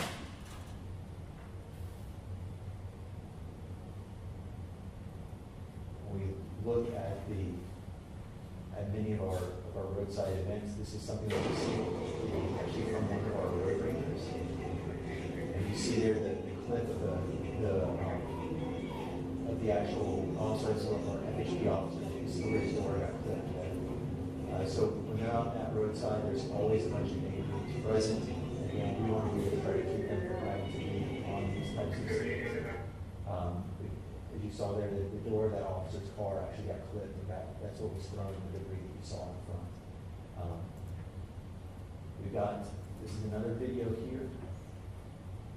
And unfortunately, we've got far too many of these videos. I could probably do this all day of showing you videos that are involving officer-related crashes. We do go out there and certainly try to talk with them about the importance of being safe on the roadside, being mindful of what's going on. As you saw here, another video. So again, anytime we can go ahead and get vehicles off the roadway, we can go and clean up the incident as quickly as possible. It means our first responders don't have to be out there putting themselves in harm's way. This is again just looking at the overall statistics from the district, looking at them by roadway. You see everything's actually lower than our internal threshold here that we've gone ahead and set for ourselves. We'll continue to push that threshold we think is acceptable down over and over and over again. What we want to do is a set performance that's always forward-looking, so that we can try to make sure that we're going ahead and doing the best job that we possibly can, that we're not accepting any kind of time or any kind of duration. If we get it down to 5 minutes, we'll get it down to 5 minutes. We know the impact this has in terms of first responder safety, as well as the impact on the roadway for those that are using the roadway. There's a couple other statistics that we go ahead and are showing here. This one is going ahead and reflected when we start looking at the dispatch about what had been self-initiated versus the TMC had. And you see a lot of what goes on here. I mentioned earlier about not being able to see everything in the world with cameras. This kind of tells that story, in that a lot of these basically self-initiated is when our road rangers actually find something themselves.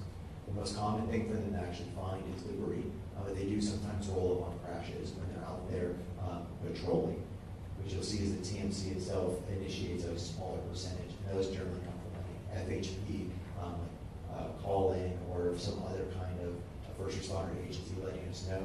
Some of those are found by our sensors and what we go ahead and identify. we identify around 20% overall from the frequency. Let me go ahead and skip this one actually, because as I say, I can show a bunch of videos talking about on our roadside things that have gone on overall in terms of crashes. There's one from the news. This is going to be some encroachment on the work area. Like I said, unfortunately, we've got way too many videos that we can show in the interest of time, so go ahead and jump forward. If you're not familiar, this is what one of our road ranger vehicles looks like. They're set up so they can set up primary MOT. They've gone ahead and got an arrow board in order to direct traffic in the appropriate direction. What they'll end up doing is if they see you on the roadside that will behind you, be able to put that arrow board up to direct traffic, and then putting themselves between you and kind of that risk out there on the roadside of an errant vehicle, as we saw in the last video. They go ahead and have equipped with them equipment in order to be able to again perform refuel, some minor vehicle repair even. They're set up so they have push bumpers so they can go ahead and move vehicles off the roadside. Overall, they set up the traffic incident response, basically the work zone. They throw out cones for about the first 30 minutes and they hand off the information, the work into the incident over to our asset maintenance crews. By that time, they should be on scene. They are able to push, they are able to pull. They also can do some minor debris cleanup. Most of the major debris cleanup gets handled by other vendors, such as Risk. There's also this thing called Reg Tag. This is for abandoned vehicles to get those off the roadside as well. Their entire goal is about trying to improve the clearance, get things off the roadside as quickly as possible. You see here where we've got two road rangers when they first show up, and they're setting up MOT for the zone or for this area to go direct everyone off on the shoulder for them to be able to get around this crash. Plenty of incident scenes here. I'm skipping through these. So one of the things that what we're looking at here in Brevard County is we're going through a process right now. We originally did not have road rangers. What we then did was when we were able to establish road rangers, I know it was a big push by Stephen and the team, from 6:30 until 9 o'clock on Monday through Friday. We're actually going through a process right now of an SA. We're adding on to that contract. We're extending their hours or their number of days of service, the same hours into Saturday and Sunday. We've seen that there's been a lot of need here within the county, so that's where we're trying to go ahead and bring additional service. We know that weekends we've seen similar levels of traffic, so that's the great news is that whereas it used to be just Monday through Friday, now you're going to be able to see those 7 days a week. That will have your rangers out there, and we're continuing to try to go ahead and see if we can expand that effort into the future. But the great news is starting up in about a month, we should be able to go ahead and cover the weekends as well as the weekdays. When we look at asset maintenance, we talk about them coming and picking up things after the fact. When our road rangers are not there, that's when our asset maintenance contractors end up handling primarily on the incident response. So with that, a little bit of a brief on road rangers and expanding the program. Yes, sir. Yeah, how does somebody alert or contact the road ranger for a non-emergency? Star FHP. When you go ahead and if you hit Star FHP, that'll go ahead and contact the Florida Highway Patrol. We are co-located with them in the Traffic Management Center. So once they know, they will go ahead and let us know. And what we would end up doing is we have the ability to then find you on camera and then dispatch. What we do see, and the reason why we have those additional steps in there, is oftentimes when people are on the roadside, they get confused. They're very flustered. They're concerned about what's going on, what's happening to them. So they may say that they're at one location. Most common is that people flip-flop north and south. But they also will sometimes think they're at 1 mile marker and they may be 5, 10, 15 miles away. So we try to confirm them on camera, understanding what make, model, color your vehicle is. Mostly if we just know I'm in a red sedan, okay, I'm in a black truck. It helps us to make sure that when we find it on camera, it's the right vehicle, so that we can then get a road ranger out there to help you. Adam Kohler. I've done a little bit of traveling around the United States, not so much recently. I just came down from Maine 12 years ago. What other states besides Florida are incorporating road rangers or a similar system So GDOT, Georgia, has their HEROES program. Colorado DOT actually came and visited with us 6 years ago and started up their program through some of their metro area. As you see, what we're doing is we're trying to extend beyond just urban boundaries. In the state of Florida, what we've looked at is 100% coverage with all of our limited access facilities. What we've also started to do is to say, how can we also start applying this program onto our arterial roadways? So we're trying to, in limited access would be like an interstate or like an expressway. So in Florida, we have a very large, robust program. I don't know all the states off the top of my head. I know the adjacent ones. No, my purpose of my question was not to put you on. I know that you probably don't know. I certainly don't know. We've been living here in this area 12 years, and my wife has already experienced help from a road ranger, and I'm eternally grateful for that. I have seen too many accidents caused by people being in the way, and I commend your agency having taken the initiative back in 1998. Thank you. Yeah, Jeremy, I'm looking at the crash data for road rangers, and it shows 60 rangers and tow truck operators croaked in the last year. Is that correct? In the last year? Is that a statewide statistic or a District 5? That's statewide. Okay, and down below it says at least 13. The first quarter, is that District 5? I believe that's also statewide. Okay, because the headline is a little closer to home. Yeah. So most of those statistics are statewide. Yes, sir. I And believe so. when we're talking Vision Zero here, that's a pretty dangerous job. And there are specific efforts that are within the department to look at how we can improve safety. The great thing is that there was some legislation this past session that allows us to put different colored lights onto the road ranger vehicles. We will be a pilot for that within the state of Florida to try to raise the awareness of drivers so that as they're approaching. We are also working on ways to connect information to ways to Apple Maps. Right now it said that they're willing to support it, but for us to have actually pop-ups in your navigation when you're approaching an incident to ask you to slow down. So we are trying to go ahead and look at all the tools in the toolbox that we've got in order to try to improve the safety for those that go ahead and serve us in that way. Well, the road work I've seen usually has an attenuator truck, and I'm looking at the bumpers in the picture, and the bumpers don't look too shock absorbing, and it's just a thought that, yeah, you know, there might be something on the market, or somebody might be able to come up with a more shock absorbing rear bumper for these vehicles to at least take some of the energy out. And just a thought. I'll take that back. Thank you, sir. Mr. Chair, just one quick comment. So I had the opportunity to call road rangers for their assistance just within the past month, and it was my first time. It was on the beach line, and again, I was flustered because, you know, it's not a good feeling to be on the side of a road with a flat tire, traffic is flying by, and I couldn't remember, okay, who do I call? So I looked it up on my phone, star FHP, asked if perhaps they were in the area, and within 15 minutes, he pulled up behind me, and he was certainly my hero, just the most pleasant, helpful young man, and it just got me on my way very quickly. So without a doubt, you know, that saves lives every single day. It's just invaluable for, you know, regarding citizens and our tourists. So we couldn't be more thankful for that. Thank you. Thank you. All right, moving on to 6D, transit survey results. Sarah?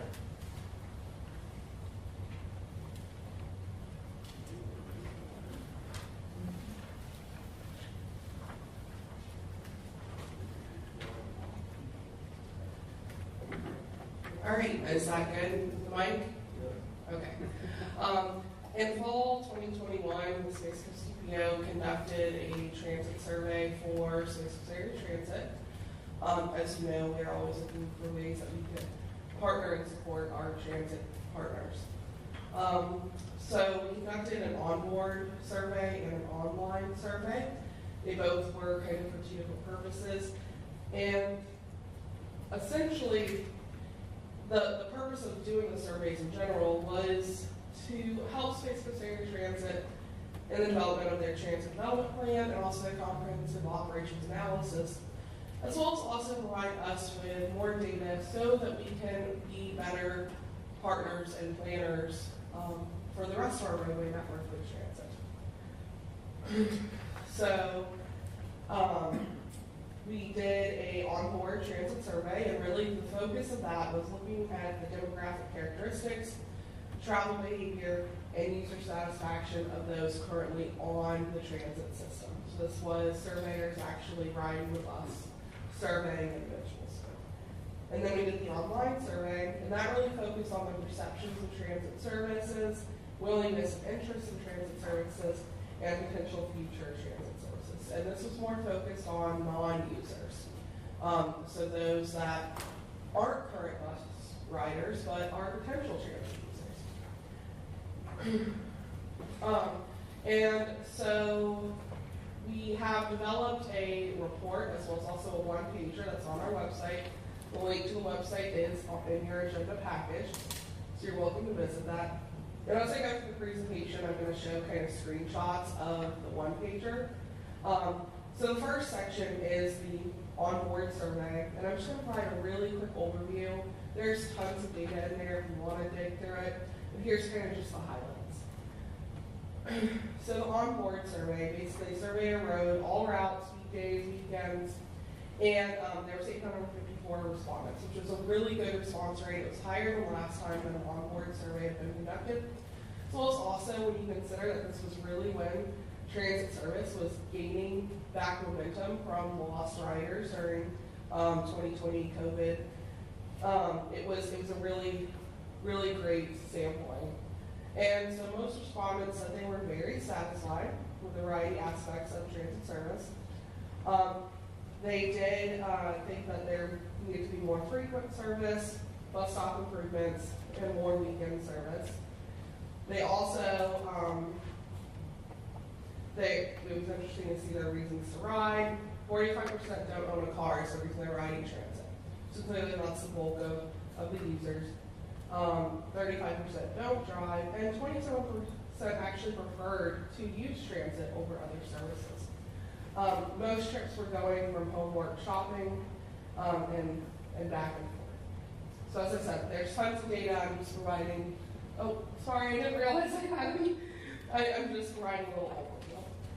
We then conducted an online survey, as mentioned. Abby did a wonderful job working with both Space Coast Area Transit and our consulting services to get the message out online via Facebook, LinkedIn, Nextdoor. I couldn't think of Nextdoor, sorry. And so we ended up with 656 respondents. 74% of them were not riders. As I said, they're really trying to hone in on non-riders. And there's a screenshot of the section on the layout. The summary.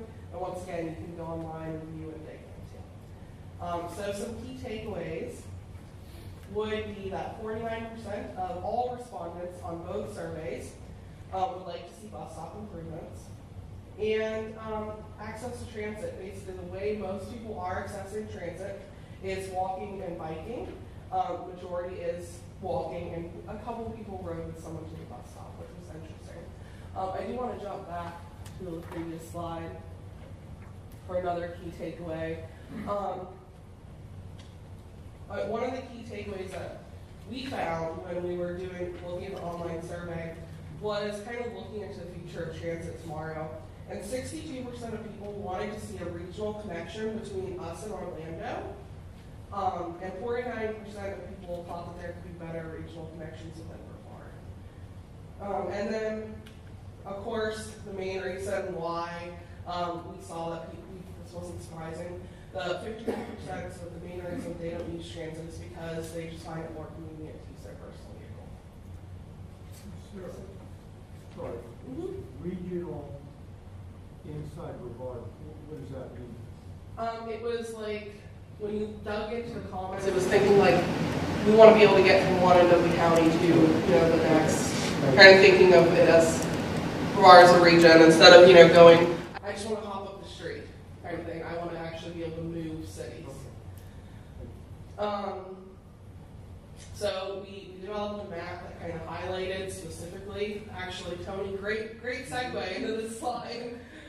Thinking about the more local expansion of service, we did develop a map, and these were kind of the highlighted areas that they wanted to be able to move more efficiently between these cities and areas in Brevard County. So with that, I'll take any questions. Once again, you can dig into all this data. I don't want to go super duper go through every single item. Just give you kind of the highlights, and of course, when Terry presents the transit development plan in a couple months here, he'll kind of be able to show you how the data came together.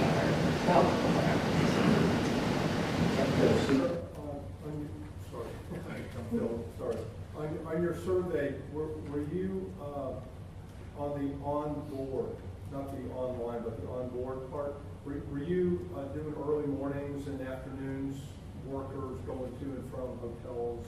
They covered the entirety of the hours of the routes. So yeah, they started off, first thing in the morning, getting all the buses at the various hubs like the Melbourne Mall and the Cocoa Transit, getting basically on their like first rides of the day. Okay, thank you. Yes, Sarah. About a year ago, Georgiana told me Mayor Dennings of Orange County was pushing for a penny referendum for transportation. And further information shows that a large part of that is going to be going to the Lynx bus system. And if it is going to the Lynx bus system, that means Orange County Lynx will at least be going all the way out to Christmas. That's 15 miles from Titusville. Now, I don't expect any answers now, but there could be some coordination between Brevard County and the Lynx system to see if something could be worked out. I know UCF gets a lot of students from our area, Cocoa and Titusville, and then I'm sure a lot of people work in the UCF area from our area too. See what I'm guessing Terry wants to say something. Actually, if he has a question, I answer because I don't want to keep the group any longer than necessary. So actually, I'll say one real quick thing. In the, as Sarah referenced, the upcoming transportation development plan, we look at things of that nature. Coordination between Orlando and Space Coast Area Transit. And so that's something that's been in our plans for maybe about the last two. However, the funding and local support just hasn't been there.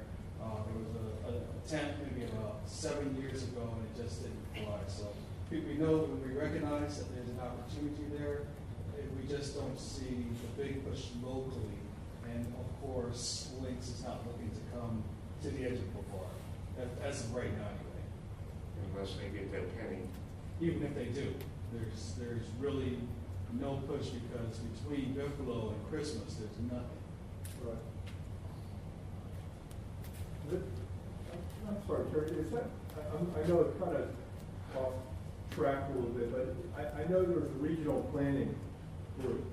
Has this ever come before them in discussions? Has our two different, county TPOs got together with regional planning to look at that issue? So I'm thinking the Space Center and the port, and Orlando is kind of interconnected in a lot of ways. Several years ago, the Central Florida MPO Alliance did the regional transit study, and so they attempted to use basically commuting data to come up with a kind of regional overview. So it wasn't the Regional Planning Council, this was the Central Florida MPO Alliance. And so they did get all the MPOs in the region together and sat down and the consultant went through the exercise.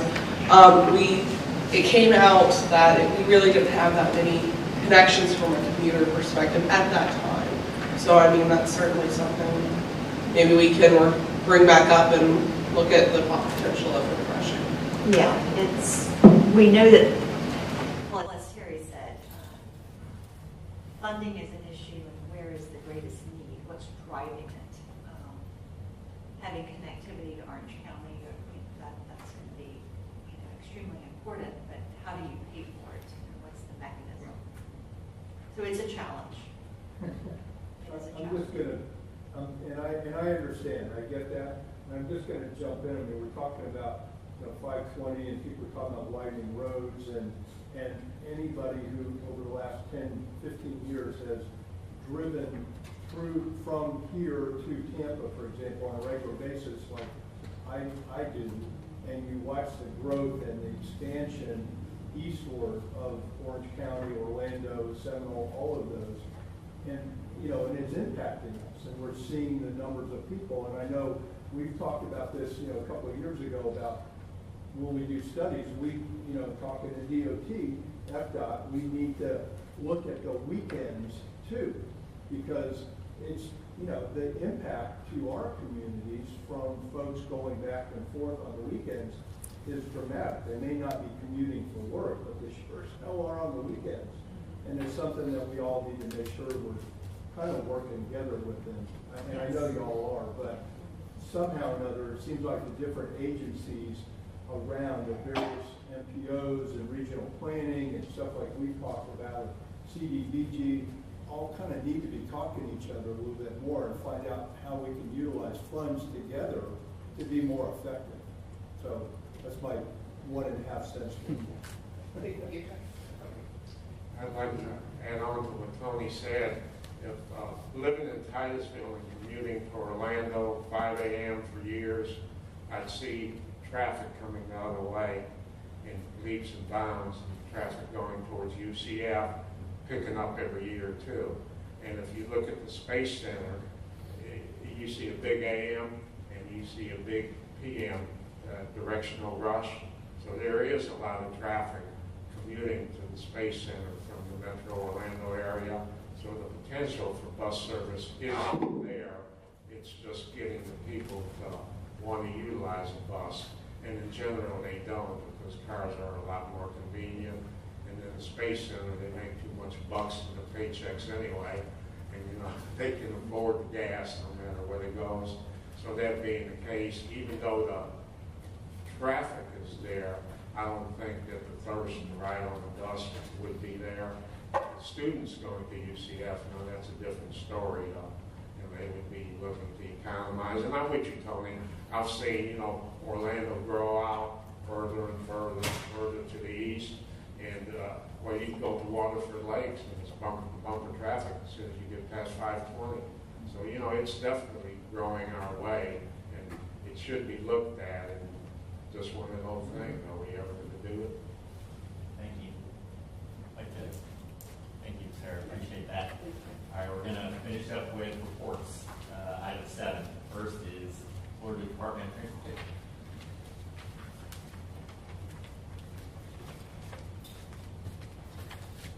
Good morning. Tyler Brevard, Florida Department of Transportation. Very quickly, give your construction report in the agenda packet. I also want to highlight one project along State Road 518, the I-95 improvements. You'll see in the construction report under 439-779-1. A highlight for this project is that it implemented safe ways for pedestrians to then cross the road there along these I-95 intersections. And this is now complete, and we're just awaiting final approval for construction. Lastly, Mr. Jana made reference to our recent changes in leadership. I'm sure you're all familiar with that. Just recently, our district secretary, Jared Perdue, was now appointed by Governor DeSantis as the state secretary for transportation. So we're excited for his new opportunity. And he recently appointed John Tyler as our new district secretary. Secretary Perdue led us in some of his emphases of really moving us forward in transparency with our partners, such as the Space Coast TPO, and communication, and innovation, and safety. And we're looking forward to continuing to move forward in these emphases under our new Secretary John Tyler as well. I'll take any questions if you have any. All right, thank you. Thank you very much, and that really does help at starting with Mount Galley. Much safer, I think, for pedestrians. I try to do that intersection quite often. It's good to see. Thank you. Thank you. All right, 7B, Bicycle Pedestrian Trails Advisory Committee. All right. Our Bicycle Pedestrian Trails Advisory Committee held their annual walking workshop on April 29th. Huge kudos and thank you to Space Coast Area Transit, FDOT, and Rethink Your Commute for coming out and being partners and supporting us in this year's walking workshop. Me and this mouse just are not. We changed our walking workshop to a rolling walk workshop this year, and so we actually got on a bus. Terry did, discuss the transit service with us. We also stopped at various bus stops to understand the importance of bus stop improvements and bike ped connections, and just had some really great conversations. There are also draft meeting minutes from the March 28th meeting as well. Yeah, we're not letting you get away again, Sarah. Well, this is more to Tony. We were talking about the trolley on the beach, on the bus ride, and how the city of Melbourne, they pick up the cost for their people. And there's a big tourist industry that goes on beachside, maybe more than what you residents would like, but it's there. And we just were wondering if part of that tourist tax can go to where trolley rides are free. Might relieve some of the traffic on A1A. We know you're heavily involved in that area. Might be something you and the beach crowd might want to look into. And then the second thing at the trail meeting, we were talking about e-bikes. Are they bicycles or are they motor vehicles? And if we start thinking about them as motor vehicles, then there should be some type of education and regulation because they're fast and they're quiet. And they do have inexperienced riders on them. And it's just something we kicked around and we're going to kick around again. That we consider it a motorized vehicle or a bicycle. And if it is a motorized vehicle, it should some type of training. And that would have to be statewide, be involved in being able to drive one of those things. Thank you, Sarah. Thank you, Pete. All right, we are moving on to 7C, the Public Engagement Report by Abby.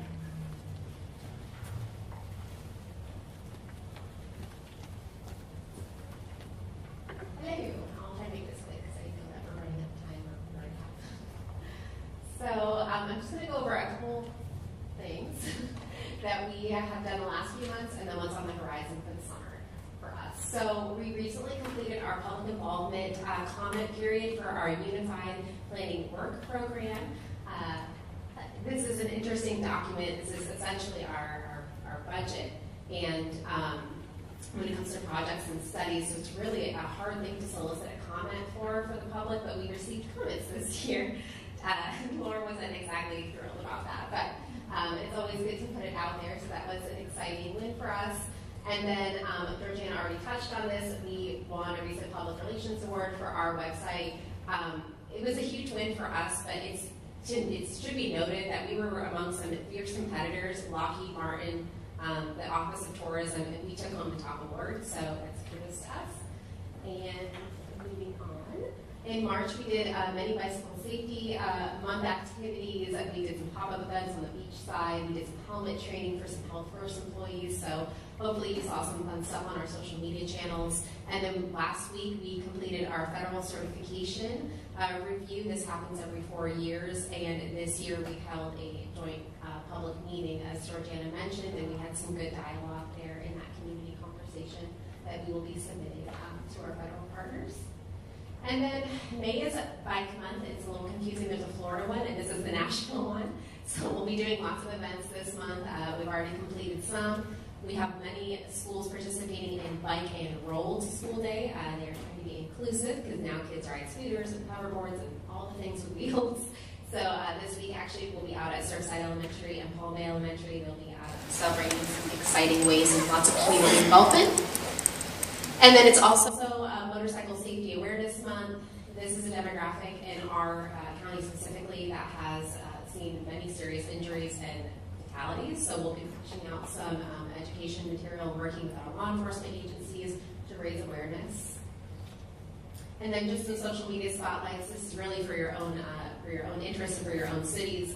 Next week is also National Police Week and National EMS Week. So get some look to your local law enforcement and EMS services. They really they do a fantastic job.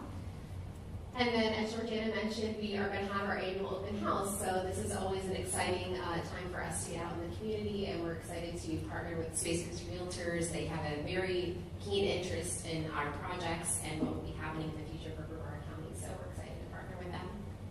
And with that, I'll take any questions. Is this open house an annual event, and do you keep going to different locations each year? Yes. Thank you. Yes, so we've held it, yes, it's an annual, it's in conjunction every year with a draft tip that's open. We've held it at the Cocoa Library before. We've held it virtually, unfortunately, for the last couple of years. We will have a virtual component for those who can't attend in person, just in case. But yes, we try to switch up the location on different parts of the county. All right. Additional questions? Thank you, Sarah. 7D, local government report. Do we have anyone that cares to speak? Scott?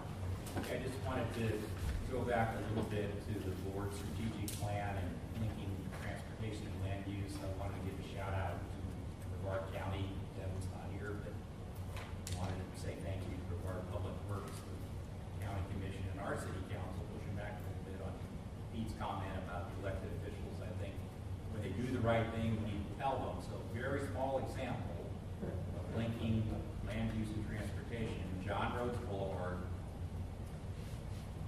one lane of traffic each way at this location, posted 45, 80th percentiles 52. We have an application for a 199-unit apartment complex, and the trip counts don't quite trip turn lanes. But we know this is going to end up with a whole bunch of rear-end accidents, maybe some side swipes, T-bones, but the county hung in there and said, no, you need this for safety reasons, not for capacity reasons. And so, small example, one location, but part of the TPO's message getting to elected officials about safety is getting through. So keep the Scott, I think that's a good message. There's a lot of people not in the room today, but sharing that story, I think, is important for anyone in charge of land use making decisions. Thank you. Any other one? Yeah, I just wanted to chime in there. I can't help. 20 years with the military, it's important that we communicate, and it's just nice to know that my time here for the last couple of years hasn't been enough. Thank you. All right. Anyone else for open government? If not, I move to adjourn. Next meeting is July 11th.